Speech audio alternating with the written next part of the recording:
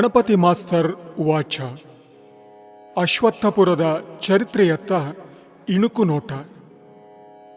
ಅಶ್ವತ್ಥಪುರದ ಶ್ರೀ ಸೀತಾರಾಮಚಂದ್ರ ದೇವಸ್ಥಾನದ ನಿರ್ಮಾಣ ಕಾರ್ಯದಲ್ಲಿ ಪ್ರಮುಖ ಪಾತ್ರ ವಹಿಸಿ ದೇವಸ್ಥಾನದ ಪ್ರಥಮ ಆಡಳಿತ ಮೊಕ್ತೇಸರರಾಗಿ ಸುಮಾರು 25 ವರ್ಷಗಳ ಕಾಲ ಸೇವೆ ಸಲ್ಲಿಸಿದ ಸ್ಮರಣೀಯ ಒಂಟಿಮಾರು ರಾಮಣ್ಣ ಮಾಸ್ತರ್ರವರ ಪುತ್ರ ಗಣಪತಿ ಮಾಸ್ತರರು. ಶತಮಾನಗಳ ಕಾಲ ಆರ್ಥಿಕವಾಗಿ ಸಾಮಾಜಿಕವಾಗಿ ಕಷ್ಟ ನಷ್ಟಗಳನ್ನು ಅನುಭವಿಸಿದ ನಮ್ಮ ಪೂರ್ವಜರು ಶ್ರೀರಾಮ ದೇವಸ್ಥಾನವನ್ನು ನಿರ್ಮಿಸಿದ ಸಾಹಸವನ್ನು ಹತ್ತಿರದಿಂದ ನೋಡಿದವರು. 20ನೇ ಶತಮಾನದ ಪೂರ್ವಾರ್ಧದಲ್ಲಿ ನಡೆದ ಘಟನೆಗಳನ್ನು ಭಾವಪೂರ್ಣವಾಗಿ ಬಣ್ಣಿಸುತ್ತಾ ಚರಿತ್ರೆಯ ಪಾತ್ರಗಳನ್ನು ನಮ್ಮ ಕಣ್ಣ ಮುಂದೆ ಜೀವಂತವಾಗಿ ತಂದು ನಿಲ್ಲಿಸಿ ನಮ್ಮನ್ನು ರೋಮಾಂಚನಗೊಳಿಸುತ್ತಿದ್ದ ಅಪ್ರತಿಮ ವರ್ಣನೆಕಾರರು ಗಣಪತಿ ಮಾಸ್ತರ್. ಅಶ್ವತ್ಥಪುರದ ಚರಿತ್ರೆಯನ್ನು ದಾಖಲಿಸಬೇಕೆನ್ನುವ ತುಡಿತದಿಂದ 1992ನೇ ಇಸವಿಯ ಅಕ್ಟೋಬರ್ ತಿಂಗಳ 10 ಮತ್ತು 11ನೇ ತಾರೀಕುಗಳಂದು ಗಣಪತಿ ಮಾಸ್ತರ್ರನ್ನು ಪಂಡ್ರಮಜಲಿಗೆ ಬರಮಾಡಿಕೊಂಡು ಅವರ ನೆನಪಿನಾಳದಿಂದ ಅಮೂಲ್ಯ ಮುತ್ತುಗಳನ್ನು ಸಂಗ್ರಹಿಸಿದೆವು. ಸಮಾಜದ ಮುಖವಾಣಿ ಅನಂತ ಚೈತನ್ಯ ಮಾಸಪತ್ರಿಕೆಯಲ್ಲಿ 2004ನೇ ಇಸವಿಯ ಶ್ರೀರಾಮೋತ್ಸವದ ಸಂಚಿಕೆಯೊಂದಿಗೆ ಆರಂಭವಾಗಿ 12 ಕಂತುಗಳಲ್ಲಿ ಗಣಪತಿ ಮಾಸ್ತರ್ ಉವಾಚ ಪ್ರಕಟವಾಯಿತು. ನಮ್ಮ ಪೂರ್ವಜರ ಸಾಹಸಗಾಥೆಯನ್ನು ಅನಂತ ಚೈತನ್ಯದ ಮೂಲಕ ಸಮಾಜ ಬಾಂಧವರಿಗೆ ತಲುಪಿಸಿದ ಶ್ರೀ ಕಿರಣ್ ಮಂಜನಬೈಲು ಅವರಿಗೆ ಅನಂತ ಕೃತಜ್ಞತೆಗಳು.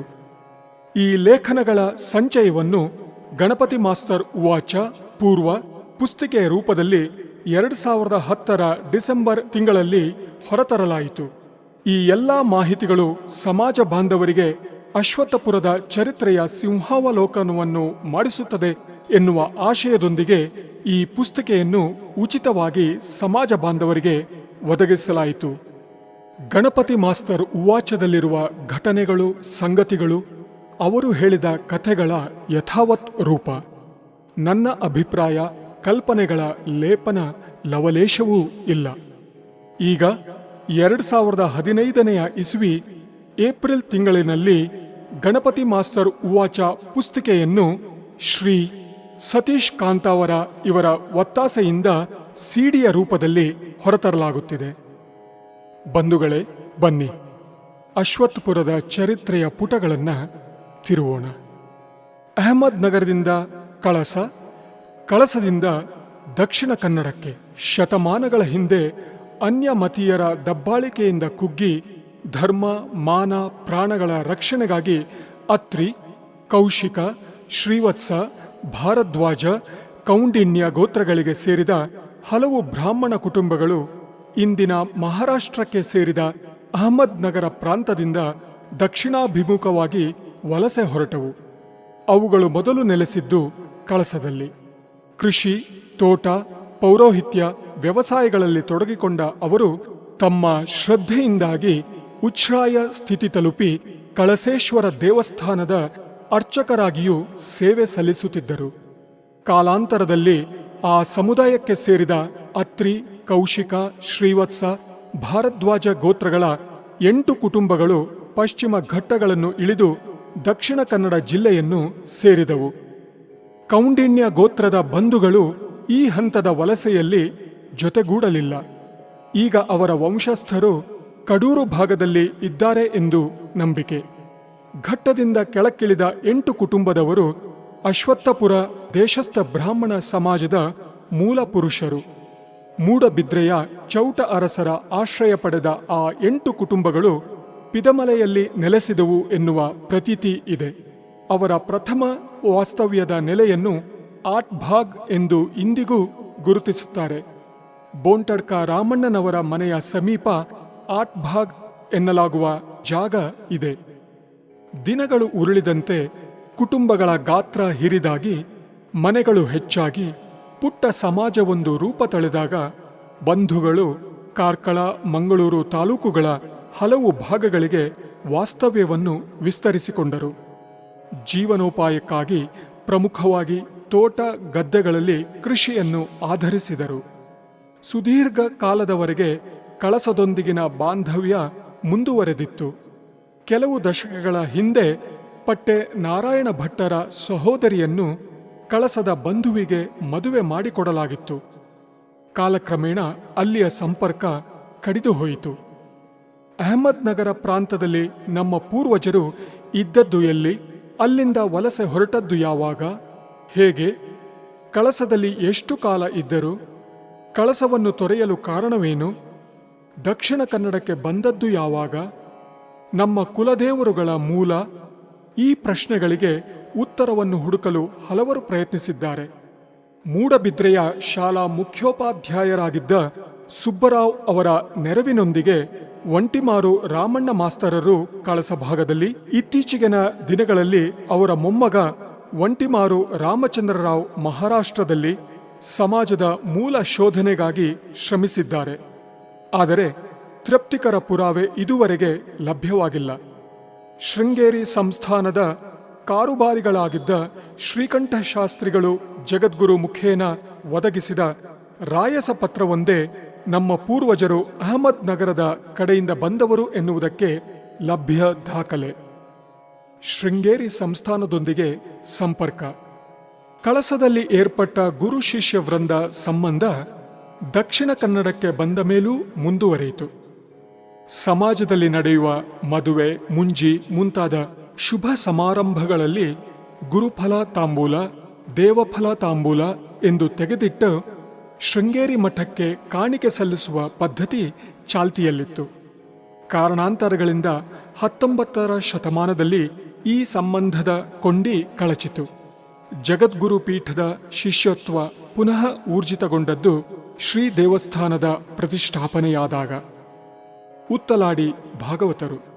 ಪೂರ್ವಜರು ಆಟ್ಭಾಗ್ ಪ್ರದೇಶವನ್ನು ಚೌಟ ಅರಸರಿಂದ ಪಡೆದಂತೆ ಸಮಾಜದ ಹಿರಿಯರೊಬ್ಬರು ಮೈಸೂರು ಅರಸರಿಂದ ಜಮೀನನ್ನು ಇನಾಮಾಗಿ ಪಡೆದ ಕಥನವಿದೆ. ಅವರು ಮೈಸೂರು ಅರಮನೆಗೆ ಹೋಗಿ ಮಹಾರಾಜರ ಸಮ್ಮುಖದಲ್ಲಿ ಛದ್ಮವೇಷಧಾರಿಗಳಾಗಿ ತಮ್ಮ ಭಾಗವತಿಕೆ ಪಾಂಡಿತ್ಯವನ್ನು ಪ್ರದರ್ಶಿಸಿದರು. ಅವರ ಪ್ರತಿಭೆಗೆ ಮೆಚ್ಚುಗೆ ವ್ಯಕ್ತಪಡಿಸಿದ ಅರಸರು ಅವರ ವಿನಂತಿಯಂತೆ ಬಡಗಮಿಜಾರು ಗ್ರಾಮದ ಉತ್ತಲಾಡಿ ಜಮೀನನ್ನು ಇನಾಮಾಗಿ ಪಡೆದರು. ಸಮಾಜದಲ್ಲಿ ಆ ಹಿರಿಯರು ಉತ್ತಲಾಡಿ ಭಾಗವತರು ಎಂದೇ ಜನಪ್ರಿಯರಾದರು. ಈಗ ಭಾಗವತರ ವಂಶಜರು ನಾಗಪುರ ಅಂದರೆ ನಭೋವಾಣಿ ಗೋಪಾಲಕೃಷ್ಣ, ಕಲ್ಯಾಣ ಅಂದರೆ ರಾಮರಾವ್ ಇಂಥ ಪ್ರದೇಶಗಳಲ್ಲಿ ನೆಲೆಸಿದ್ದಾರೆ. ಘಾಟಿ ಸುಬ್ಬರಾಯರು. ಜೀವನಾಧಾರಕ್ಕಾಗಿ ಕೃಷಿಯನ್ನು ನೆಚ್ಚಿ 6ಕ್ಕೇರದ 3ಕ್ಕಿಳಿಯದ ಸ್ಥಿತಿಯಲ್ಲಿದ್ದ ಸಮಾಜ ಬಾಂಧವರು 19ನೆಯ ಶತಮಾನದ ಉತ್ತರಾರ್ಧದಲ್ಲಿ ಉದ್ಯೋಗವನ್ನರಿಸಿ ಪಶ್ಚಿಮ ಘಟ್ಟಗಳನ್ನು ಹತ್ತಿ ದಾವಣಗೆರೆ, ಧಾರವಾಡಗಳ ಕಡೆಗೆ ಪ್ರಯಾಣ ಬೆಳೆಸತೊಡಗಿದರು. ಈ ಪ್ರಯತ್ನದಲ್ಲಿ ಪ್ರವರ್ಧಮಾನಕ್ಕೆ ಬಂದ ಮೊದಲಿಗರಲ್ಲಿ ಒಬ್ಬರು ಬೋಂಟಡ್ಕ ಸುಬ್ಬರಾಯರು. ಘಟ್ಟಕ್ಕೆ ಹೋಗಿ ದುಡಿಯುತ್ತಾ 100 ರೂಪಾಯಿಗಳಷ್ಟು ಹಣ ಸಂಗ್ರಹವಾದಾಗ ಒಮ್ಮೆ ಊರಿಗೆ ಬಂದು ಹೋಗುವುದು ಅವರ ವಾಡಿಕೆ. ಘಾಟಿ ಹಾದಿಯಲ್ಲಿ ಹಣ ತುಂಬಿದ ಚೀಲ ಹೊತ್ತು ತರಲು ಕಳ್ಳಕಾಕರ ಭಯ. ಹಾಗಾಗಿ ಸುಬ್ಬರಾಯರು ಇಮಣಿ ಅಂದರೆ ಮೂಡೆ ಆಕಾರದ ಬಟ್ಟೆಯ ಚೀಲ, ಇಮಣಿಯಲ್ಲಿ ನಾಣ್ಯಗಳನ್ನು ತುಂಬಿ ಅದನ್ನು ಸೊಂಟಕ್ಕೆ ಸುತ್ತಿಕೊಂಡು ಊರಿಗೆ ಬರುತ್ತಿದ್ದರು. ಮನೆಯಲ್ಲಿ ಇಮಣಿಯಿಂದ ಬೆಳ್ಳಿಯ ಪಾವಲಿಗಳನ್ನು ಝಣ ಝಣ ಎಂದು ಅವರು ನೆಲಕ್ಕೆ ಸುರಿಯುತ್ತಿದ್ದರೆ ಊರಿನವರಿಗೆಲ್ಲ ಬಾಗಿಲಿಂದ ಇಣುಕು ಹಾಕಿ ಆ ವೈಭವವನ್ನು ನೋಡುವ ಸಂಭ್ರಮ. ಬಂಧುಗಳು ಅವರನ್ನು ಆತ್ಮೀಯತೆಯಿಂದ ಘಾಟಿ ಸುಬ್ಬರಾಯರು ಎಂದು ಸಂಬೋಧಿಸತೊಡಗಿದರು. ಇಂದಿಗೂ ಅವರ ವಂಶಜರಿಗೆ ಘಾಟಿಯವರು ಎಂದೇ ಕರೆಯುತ್ತಾರೆ.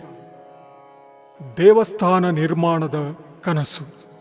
ಧಾರವಾಡ ಸೀಮೆಯಲ್ಲಿ ನಮ್ಮ ಹಿರಿಯರು ಅಡುಗೆ ನೀರು ವೃತ್ತಿಯನ್ನು ಆರಂಭಿಸಿದ ದಿನಗಳಲ್ಲಿ ಬ್ರಹ್ಮಚೈತನ್ಯ ಮಹಾರಾಜರು ಮತ್ತು ಅವರ ಶಿಷ್ಯ ಸದ್ಗುರು ಬ್ರಹ್ಮಾನಂದರು ಉತ್ತರ ಕರ್ನಾಟಕದಲ್ಲಿ ಗಾಢ ಪ್ರಭಾವ ಬೀರುತ್ತಿದ್ದರು.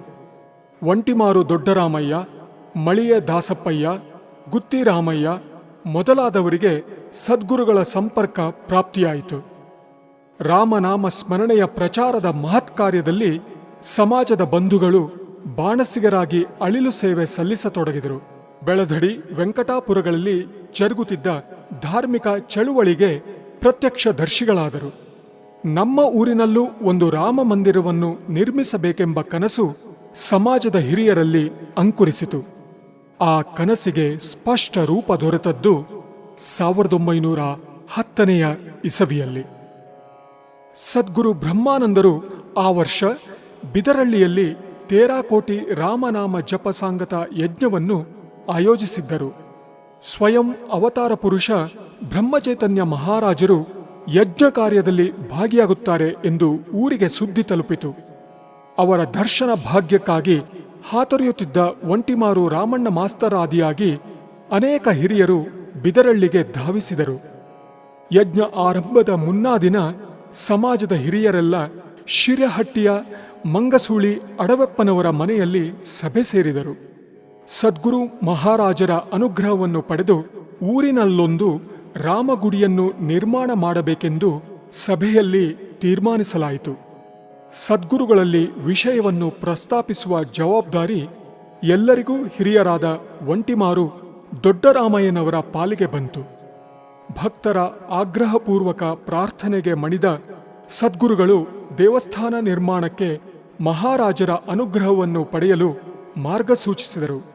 ಅಂತೆಯೇ ಯಜ್ಞ ಸಾಂಗತದ ದಿನ ನಡು ಮಧ್ಯಾಹ್ನ ಬ್ರಹ್ಮಚೈತನ್ಯ ಮಹಾರಾಜರು ಪಾಲಕಿಯಲ್ಲಿ ಕುಳಿತು ನದಿಯ ದಡಗುಂಟ ವೈಭವಪೂರಿತ ಮೆರವಣಿಗೆಯಲ್ಲಿ ಬರುತ್ತಿದ್ದಾಗ ಸಮಾಜ ಬಾಂಧವರೆಲ್ಲ ಅವರಿಗೆ ಉದ್ದಂಡ ನಮಸ್ಕಾರ ಮಾಡಿ ಭಕ್ತಿ ಪರವಶರಾಗಿ ಜಾನಕಿ ಜೀವನ ಸ್ಮರಣ ಜೈ ಜೈ ರಾಮ್ ಎಂದು ಧ್ವನಿಸುತ್ತಾ ಕಾದ ಮರಳಿನ ಮೇಲೆ ಲೊಟಾಂಗಣ ಹಾಕತೊಡಗಿದರು. ಮಹಾರಾಜರ ಪ್ರಶ್ನಾರ್ಥಕ ಮುಖಭಾವಕ್ಕೆ ಉತ್ತರವಾಗಿ ಸದ್ಗುರುಗಳು ನಮ್ಮ ಸಮಾಜ ಬಾಂಧವರ ದೇವಸ್ಥಾನ ನಿರ್ಮಾಣದ ಉತ್ಕಟೇಚ್ಛೆಯನ್ನು ಅವರಲ್ಲಿ ಅರಿಕೆ ಮಾಡಿಕೊಂಡರು. ಮರಳು ಕಾದು ಸುಡುತ್ತಿದೆ, ಮೊದಲು ಅವರನ್ನು ಮೇಲೆಬ್ಬಿಸು ಎಂದು ಸದ್ಗುರುಗಳಿಗೆ ಆದೇಶಿಸಿದ ಮಹಾರಾಜರು ಪಾಲಕಿಯಿಂದ ಕೆಳಗಿಳಿದು ರಾಮನ ಪ್ರತಿಷ್ಠಾಪನೆ ಮಾಡೋಣ, ಬ್ರಹ್ಮಾನಂದ ಬುವ ಇದ್ದಾನೆ, ಚಿಂತಿಸಬೇಡಿ ಎಂದು ಅಭಯ ಹಸ್ತ ತೋರಿದರು. ನೆರೆದಿದ್ದ ಸಮಾಜ ಬಾಂಧವರಿಗೆ ಅಮೃತ ಕುಡಿದಷ್ಟು ಸಂತೋಷವಾಯಿತು.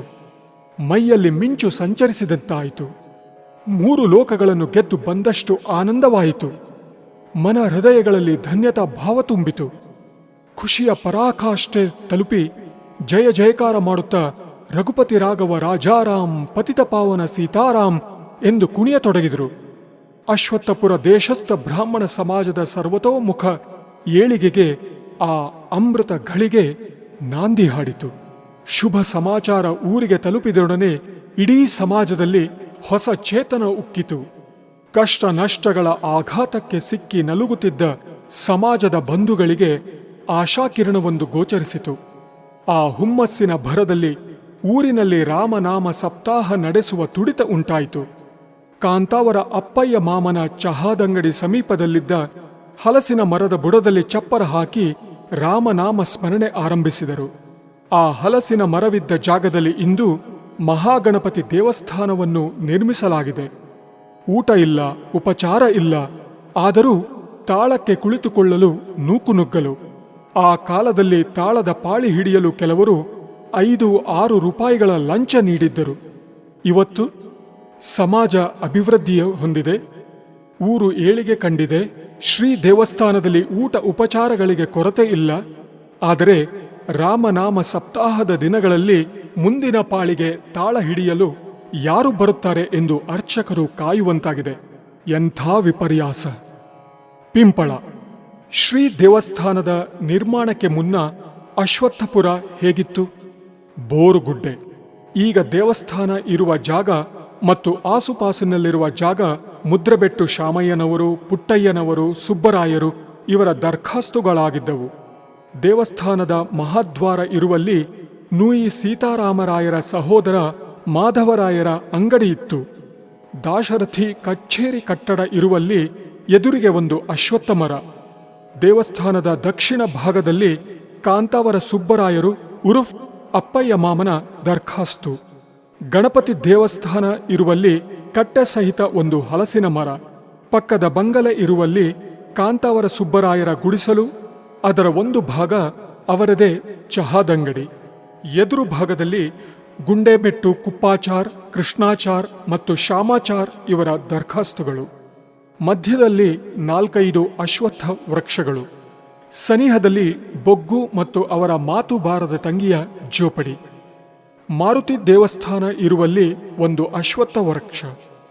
ಈ ಎಲ್ಲ ದರ್ಖಾಸ್ತುಗಳ ನಡುವೆ ಈಗಿರುವಂತೆಯೇ ಸಂಪಿಗೆ ನೀರ್ಕೆರೆ ಸಂಪರ್ಕ ರಸ್ತೆ, ಎತ್ತಿನ ಗಾಡಿಗಳ ಸಂಚಾರಕ್ಕೆ ಅನುಕೂಲವಾದ ಹಾದಿ. ನೀರ್ಕೆರೆಯಲ್ಲಿ ಜಮೀನು ಹೊಂದಿದ್ದ ಶಿರ್ತಾಡಿ ದೇವರಾಜ ಸೇಮಿತರು ಅಕ್ಕಿ ಮುಡಿಗಳನ್ನು ಸಾಗಿಸಲು ನಿರ್ಮಿಸಿದ ಮಾರ್ಗವದು. ನೂಯಿ ಮಾಧವರಾಯರು ಹಗಲಿನಲ್ಲಿ ಅಂಗಡಿ ತೆರೆದಿದ್ದು ಸಂಜೆ ನೂಯಿಗೆ ಹಿಂದಿರುಗುತ್ತಿದ್ದರು. ಕಾಂತಾವರ ಸುಬ್ಬರಾಯರ ಗುಡಿಸಲು, ಬೊಗ್ಗುವಿನ ಜೋಪಡಿ ಹೊರತುಪಡಿಸಿದರೆ ಇಂದಿನ ಅಶ್ವತ್ಥಪುರ ಅಂದು ನಿರ್ಜನ ಪ್ರದೇಶವಾಗಿತ್ತು. ಮಾರುತಿ ದೇವಸ್ಥಾನದ ಎದುರು ಇರುವ ಗೋಳಿಮರ ಬ್ರಹ್ಮರಾಕ್ಷಸನ ಬಿಡಾರ ಎನ್ನುವ ಪ್ರತೀತಿ ಇದ್ದದ್ದರಿಂದ ಮಟಮಟ ಮಧ್ಯಾಹ್ನ ಮತ್ತು ಮುಸ್ಸಂಜೆಯ ನಂತರ ಜನ ಅತ್ತ ಸುಳಿಯಲೂ ಭಯಪಡುತ್ತಿದ್ದರು. ಕಾಂತಾವರ ಸುಬ್ಬರಾಯರಿಗೆ 2 ಮಕ್ಕಳಿದ್ದರು. ಮಗಳು ಜಾನಕಿಯನ್ನು ಪಂಡ್ರಮಜಲು ಕೃಷ್ಣಯ್ಯನವರಿಗೆ ಮದುವೆ ಮಾಡಿಕೊಟ್ಟಿದ್ದರು. ಮಗ ಮದುವೆಯಾಗಿ ಎಳೆಯ ಪ್ರಾಯದಲ್ಲೇ ಸ್ವರ್ಗಸ್ಥರಾಗಿದ್ದರು. ವಿಧವೆ ಸೊಸೆ ಪಣಿಯಮ್ಮ ಆ ಗುಡಿಸಿಲಿನಲ್ಲಿದ್ದರು. ಸಂಪಿಗೆ ಮೂಡಬಿದ್ರೆ ಕಡೆಗೆ ಹೋಗಿ ಬರುವ ಸಮಾಜ ಬಾಂಧವರು ದಣಿವಾರಿಸಿಕೊಳ್ಳಲು ಕಾಫಿ ಸೇವನೆಗಾಗಿ ಕುಳಿತುಕೊಳ್ಳುತ್ತಿದ್ದ ಹೋಟೆಲ್ ಸುಬ್ಬರಾಯರದು. ಆಗ ಬಡಗಮಿಜಾರು ತೆಂಕಮಿಜಾರು ಗ್ರಾಮಗಳಿಗೆ ನೂಯಿ ಮಾಧವರಾಯರದು ಒಂದೇ ಅಂಗಡಿ. 5-6 ಅಶ್ವತ್ಥ ಮರಗಳ ಹತ್ತಿರ ಅಂಗಡಿ ಇದ್ದ ಕಾರಣ ವ್ಯಾಪಾರಕ್ಕೆ ಬರುತ್ತಿದ್ದ ಕುಡುಬಿ ಜನಾಂಗದವರ ಮಾತಿನಲ್ಲಿ ಆ ಪ್ರದೇಶಕ್ಕೆ ಪಿಂಪಳ ಎಂದು ಹೆಸರು ಬಂತು. ಅಂಗಡಿಗೆ ಹೋಗಿ ಬಂದಾಗ ಅವರಿಗೆ ಕೈಗೆಲ್ಲೋ ಎಂದು ಕೇಳಿದರೆ ಪಿಂಪಳಗೆಲ್ಲೋ ಎಂದು ಉತ್ತರಿಸುತ್ತಿದ್ದರು. ಕುಡುಬಿ ಭಾಷೆಯಲ್ಲಿ ಪಿಂಪಳ ಎಂದರೆ ಅಶ್ವತ್ಥ ಮರ. ಶ್ರೀರಾಮನ ಮೂರ್ತಿಯ ಪ್ರತಿಷ್ಠಾಪನೆ ಮಾಡಿದ ಸದ್ಗುರು ಶ್ರೀ ಬ್ರಹ್ಮಾನಂದರು ಅಶ್ವತ್ಥಪುರ ಎಂದು ನಾಮಕರಣ ಮಾಡುವವರೆಗೆ ನಮ್ಮೂರು ಪಿಂಪಳವಾಗಿತ್ತು. ತಾಳಿಪಾಡಿ ಮಠ. ಅಶ್ವತ್ಥಪುರದಲ್ಲಿ ಶ್ರೀರಾಮ ದೇವಸ್ಥಾನದ ನಿರ್ಮಾಣವಾಗುವ ಮುನ್ನ ಹಲವಾರು ವರ್ಷಗಳ ಕಾಲ ನಮ್ಮ ಪೂರ್ವಜರಿಗೆ ಕಿನ್ನಿಗೋಳಿ ಸಮೀಪದ ಕೊಲ್ಲೂರು ತಾಳಿಪಾಡಿ ಮಠ ಧಾರ್ಮಿಕ ಕೇಂದ್ರವಾಗಿತ್ತು. ಅಲ್ಲಿ ಒಂದು ವೆಂಕಟರಮಣ ದೇವರ ಗುಡಿ ಇತ್ತು.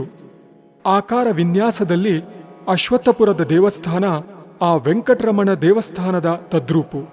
ಗರ್ಭಗುಡಿ, ಮುಖಮಂಟಪ, ಪ್ರದಕ್ಷಿಣೆ ಬರುವ ಅಂಗಣ, ತುಳಸಿ ಕಟ್ಟೆ, ಸುತ್ತಲೂ ಪೌಳಿ, ಸನಿಹದಲ್ಲಿ ಬಾವಿ. ಆದರೆ ಅಶ್ವತ್ಥಪುರದ ದೇವಸ್ಥಾನ ಗಾತ್ರದಲ್ಲಿ ಹಿರಿದು.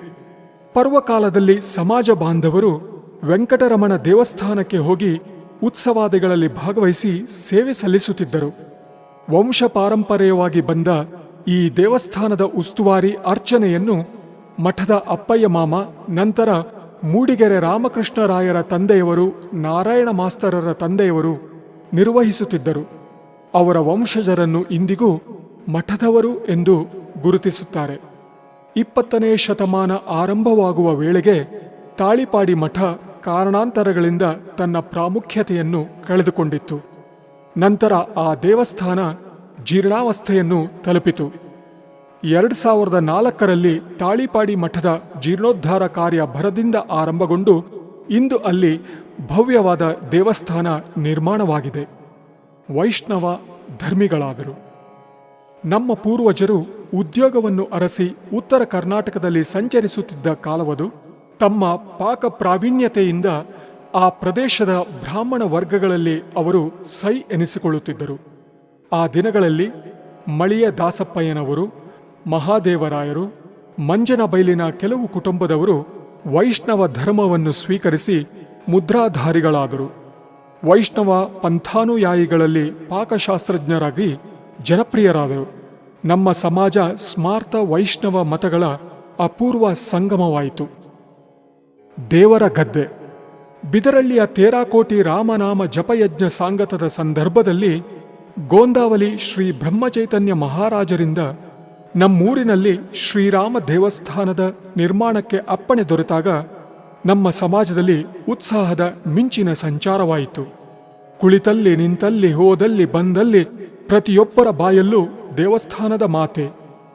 ದೇವಸ್ಥಾನ ನಿರ್ಮಾಣದ ಅಪೇಕ್ಷೆಯನ್ನು ಸದ್ಗುರು ಶ್ರೀ ಬ್ರಹ್ಮಾನಂದರಲ್ಲಿ ಅರಿಕೆ ಮಾಡಿಕೊಳ್ಳಲು ನಿಯುಕ್ತರಾದ ಒಂಟಿಮಾರು ದೊಡ್ಡರಾಮಯ್ಯನವರು ಆಗ ಒಂಟಿಮಾರು ಭಾಗದ ಗುರ್ಕಾರರು, ಹಿರಿಯ ಜಮೀನ್ದಾರರು. ಬಿದರಳ್ಳಿಯಿಂದ ಹಿಂದಿರುಗಿದೊಡನೆ ಅವರು ಪೊಯ್ಯಕಟ್ಟದಿಂದ ಒಂಟಿಮಾರಿಗೆ ಹೋಗುವ ಹಾದಿಯ ಎಡದಿಕ್ಕಿನಲ್ಲಿ ಹೊಳೆಯ ಸಮೀಪ ದೇವಸ್ಥಾನದ ನಿರ್ಮಾಣಕ್ಕಾಗಿ ಒಂದು ಗದ್ದೆಯನ್ನು ಆಯ್ಕೆ ಮಾಡಿ ಅದಕ್ಕಾಗಿ ಕಲ್ಲು ಕಡಿಸಲು ಪ್ರಾರಂಭಿಸಿದರು. ದೊಡ್ಡರಾಮಯ್ಯನವರು ಆಯ್ಕೆ ಮಾಡಿರುವ ಸ್ಥಳ ಹೊಳೆಯ ಸಮೀಪವಿದೆ. ಆಯಕಟ್ಟಿನ ಜಾಗ ಸರಿ, ಆದರೆ ಅದು ತೀರಾ ಒಳಪ್ರದೇಶವಾಯಿತು. ಸಾಮಾನು ಸರಂಜಾಮು ಸಾಗಿಸಲು ಕಷ್ಟ. ದೇವಸ್ಥಾನ ರಸ್ತೆಯ ಬದಿಯಲ್ಲೇ ಇದ್ದರೆ ಒಳಿತು ಎಂದು ಅನೇಕರಲ್ಲಿ ಅಭಿಪ್ರಾಯ ಮೂಡಿತು. ಮಾತು ಬಲ್ಲವರಾದ ನುಯಿ ಸೀತಾರಾಮರಾಯರು, ಒಂಟಿಮಾರು ಶಾಮಯ್ಯ ಶಾನುಭಾಗರು, ಮುದ್ರಬೆಟ್ಟು ಗುರ್ಕಾರರು ಈ ಅಭಿಪ್ರಾಯವನ್ನು ಹಿರಿಯರ ಸಭೆಯಲ್ಲಿ ಮಂಡಿಸಿದರು. ದೇವಸ್ಥಾನ ನಿರ್ಮಾಣಕ್ಕೆ ಅಗತ್ಯವಾದ ರಸ್ತೆ ಬದಿಯ ಜಾಗವನ್ನು ತಾನು ನೀಡುವುದಾಗಿ ಮುದ್ರಬೆಟ್ಟು ಶಾಮಯ್ಯನವರು ಸಿದ್ಧರಾದರು. ಸ್ಥಳ ಯೋಜನೆ ಎಲ್ಲರಿಗೂ ಒಪ್ಪಿಗೆಯಾಯಿತು. ಶಾಮಯ್ಯನವರು ತಮ್ಮ ದರ್ಖಾಸ್ತನ್ನು ದೇವಸ್ಥಾನಕ್ಕಾಗಿ ದಾನಪತ್ರ ಮಾಡಿ ಸಮರ್ಪಿಸಿದರು. ನಿವೇಶನಕ್ಕೆ ಪೂರ್ಣ ಆಯತಾಕಾರ ದೊರೆತು ಪ್ರದಕ್ಷಿಣೆ ಅಂದರೆ ಬಲಿ ಬರಲು ಅನುಕೂಲವಾಗುವ ದೃಷ್ಟಿಯಿಂದ ಮುದ್ರಬೆಟ್ಟು ದೊಡ್ಡ ಗುರ್ಕಾರರ ದರ್ಖಾಸ್ತಿನ ಒಂದು ತುಂಡನ್ನು ಅದಕ್ಕೆ ಸೇರಿಸಲಾಯಿತು. ಒಂಟಿಮಾರಿನಲ್ಲಿ ದೇವಸ್ಥಾನ ನಿರ್ಮಾಣಕ್ಕೆಂದು ಆಯ್ಕೆಯಾಗಿದ್ದ ಗದ್ದೆಯನ್ನು ಸ್ಥಳೀಯರು ದೇವರ ಗದ್ದೆ ಎಂದು ಹೆಸರಿಸಿದರು. ದೇವಸ್ಥಾನ ನಿರ್ಮಾಣ ಕಾರ್ಯ. ಗುಡಿ ನಿರ್ಮಿಸುವ ಉತ್ಸಾಹದಲ್ಲಿ ಸಮಾಜ ಬಾಂಧವರಿಗೆ ಹೊಟ್ಟೆಪಾಡಿಗಾಗಿ ಊರೂರು ಅಲೆಯುತ್ತಾ ಅಡುಗೆ ಕೆಲಸಗಳಲ್ಲಿ ಇನ್ನಿತರ ಕಾಯಕಗಳಲ್ಲಿ ತೊಡಗಿಕೊಳ್ಳುತ್ತಿದ್ದ ತೊಂದರೆಗಳೆಲ್ಲ ಗೌಣವಾದವು. ರಾಮ ಪ್ರತಿಷ್ಠಾಪನೆ ನಿತ್ಯ ಧ್ಯಾನವಾಯಿತು. ಪರ್ವ ದಿನಗಳಲ್ಲೆಲ್ಲ ಹಲಸಿನ ಕಟ್ಟೆಯಲ್ಲಿ ಶ್ರೀರಾಮನ ಫೋಟೋ ಇಟ್ಟು ರಾಮನಾಮ ಸಪ್ತಾಹ ನಡೆಸುವುದು ಇಷ್ಟ ಕಾರ್ಯವಾಯಿತು. ಹನಿ ಹನಿಗೂಡಿದರೆ ಹಳ್ಳ ಎನ್ನುವಂತೆ ನಿಧಿ ಸಂಗ್ರಹವಾಯಿತು. ಈಗ ದೇವಸ್ಥಾನ ಮತ್ತು ಶಂಕರ ಮಠದ ನಡುವೆ ಆವರಣದ ಗೋಡೆ ಇರುವಲ್ಲಿ ವರ್ಷಕ್ಕೆ 2 ಮುಡಿ ಬೀಜ ಫಲಿಸುತ್ತಿದ್ದ ಬೃಹತ್ ಗೇರು ಮರವಿತ್ತು. ದೇವಸ್ಥಾನಕ್ಕೆ ಅಗತ್ಯವಾದ ಮರದ ಮೋಪುಗಳನ್ನು ಆ ಮರದ ಬುಡದಲ್ಲಿ ಒಟ್ಟಲಾಯಿತು. ಕಟ್ಟಡದ ಕೆಲಸ ಭರದಿಂದ ಆರಂಭವಾಯಿತು. ಆಗ ಈ ರಾಮನ ದೇವಸ್ಥಾನ ಕಟ್ಟಿಸುವ ಅಗತ್ಯವಾದರೂ ಏನಿದೆ ಎಂದು ಊರಲ್ಲಿ ಅನೇಕರಿಗೆ ಅಸಹನೆ ಉಂಟಾಯಿತು. ಪರಿಣಾಮವಾಗಿ ಗೇರು ಮರದ ಬುಡದಲ್ಲಿದ್ದ ಮರಮಟ್ಟುಗಳನ್ನು ರಾತ್ರೋರಾತ್ರಿ ಸಾಗಿಸುವ ಪ್ರಯತ್ನ ನಡೆಯಿತು. ಆಗ ಹುಲಿಗಳು ಮೋಪುಗಳನ್ನು ಕಾಯುತ್ತಾ ಕುಳಿತಿದ್ದು ಕಿಡಿಗೇಡಿಗಳ ಹೊಂಚನ್ನು ಭಗ್ನಗೊಳಿಸಿದವು. ರೋಸಿದ ದೇವಸ್ಥಾನ ವಿರೋಧಿಗಳು ನಡುಹಗಲಲ್ಲೇ ಮೋಪುಗಳನ್ನು ಹೊತ್ತೊಯ್ಯಲು ಯತ್ನಿಸಿದಾಗ ನಾಗರ ಹಾವುಗಳು ಹೆಡೆಯೆತ್ತಿ ಬುಸುಗುಡುತ್ತಾ ಅವರನ್ನು ಹಿಮ್ಮೆಟ್ಟಿಸಿದ್ದು ಪವಾಡ ಸದೃಶ. ಗರ್ಭಗುಡಿ, ಮುಖಮಂಟಪ, ಸುತ್ತಲ ಪೌಳಿ, ಈಶ್ವರ ಗುಡಿಯಿರುವ ಕೊಠಡಿ, ಪಾಲಕಿ ವಾಹನಗಳಿಡುವ ಕೊಠಡಿ, ಬಾವಿಯ ಪಕ್ಕದಲ್ಲಿರುವ ಅಡುಗೆ ಮನೆ, ಪಾತ್ರೆಗಳಿಡುವ ಕೊಠಡಿ ಇವನ್ನೆಲ್ಲ ಒಟ್ಟಿಗೆ ಕಟ್ಟಿಸಿದ್ದು. ಎಲ್ಲ ಹೆಂಚಿನ ಕಟ್ಟಡಗಳೇ. ಪೌಳಿಯಿಂದ ಹೊರಹೋಗಲು ಉತ್ತರ ದಿಕ್ಕಿನಲ್ಲಿ ಅಂದರೆ ಶಂಕರ ಮಠಕ್ಕೆ ಮುಖ ಮಾಡಿ ಬಾಗಿಲು ಇತ್ತು. ಮುಂದೊಂದು ದಿನ ದೇವಸ್ಥಾನದಲ್ಲಿ ಕಳ್ಳತನವಾದದ್ದರಿಂದ ಆ ಬಾಗಿಲನ್ನು ಮುಚ್ಚಿ ಈಗಿರುವ ಪಶ್ಚಿಮ ದಿಕ್ಕಿನ ಅಂದರೆ ಅರ್ಚಕರ ಮನೆಗೆ ಮುಖ ಮಾಡಿ ಬಾಗಿಲನ್ನು ಕೂಡಿಸಲಾಯಿತು. ಪೌಳಿಯ ಎದುರು ಭಾಗದಲ್ಲಿ ತೆರೆದ ಅಂಗಳದಲ್ಲಿ ಸಭಾಮಂಟಪವನ್ನು ಬಹಳ ವರ್ಷಗಳ ನಂತರ ಕಟ್ಟಿಸಿದ್ದು. ಪುಟ್ಟ ಮಾರುತಿ ಗುಡಿಯನ್ನು ನಿರ್ಮಿಸಲಾಯಿತು. ಅದಕ್ಕೆ ಶಿಖರದ ಬದಲು ಮರದ ಹಲಗೆಯಿಂದ ಮುಚ್ಚುವ ವ್ಯವಸ್ಥೆ ಮಾಡಲಾಯಿತು. ಮರದ ಕೆಲಸ. ದೇವಸ್ಥಾನ ನಿರ್ಮಾಣದಲ್ಲಿ ಬಡಗಿಯಾಗಿ ಸೇವೆ ಸಲ್ಲಿಸಿದವರು ನಾರಾಯಣ ಆಚಾರ್ಯವರು. ಅವರ ವಂಶಜರು ಕೊರಗಾಚಾರಿ, ಪದ್ದಾಚಾರಿ ಕೊಪ್ಲುವಿನಲ್ಲಿ ನೆಲೆಸಿದ್ದಾರೆ. ಅವರ ಮನೆಯ ಹೆಣ್ಣನ್ನೇ ಅಶ್ವತ್ಥಪುರದ ರಥದ ಶಿಲ್ಪಿ ಬಾಬುರಾಯಾಚಾರ್ಯರು ಮದುವೆಯಾಗಿರುವುದು. ಗರ್ಭಗೃಹ. ಗುತ್ತಿರಾಮಯ್ಯನವರು ಸ್ವತಃ ವೆಚ್ಚ ಮಾಡಿ ದೇವಸ್ಥಾನದ ಗರ್ಭಗುಡಿಯನ್ನು ಕಟ್ಟಿಸಿದರು. ಮೊದಲು ವಿಗ್ರಹಗಳನ್ನು ನಿಲ್ಲಿಸಲಿದ್ದ ಪೀಠವನ್ನು ಒಳವೈದಿಟ್ಟು ನಂತರ ಬಾಗಿಲನ್ನು ಕೂಡಿಸಲಾಯಿತು. 2 ವಿಗ್ರಹಗಳು. ದೇವಸ್ಥಾನ ಕಟ್ಟಡದ ಕೆಲಸ ಆರಂಭವಾದೊಡನೆ ಗುತ್ತಿರಾಮಯ್ಯನವರು ಕಾರ್ಕಳದಲ್ಲಿ ವಿಗ್ರಹಗಳ ಕೆತ್ತನೆಗೆ ಶಿಲ್ಪಿಗಳನ್ನು ಗೊತ್ತು ಮಾಡಿ ಮುಂಗಡ ಹಣ ನೀಡಿದರು. ಸಕಾಲದಲ್ಲಿ ಮೂರ್ತಿಗಳೂ ಸಿದ್ಧವಾದವು.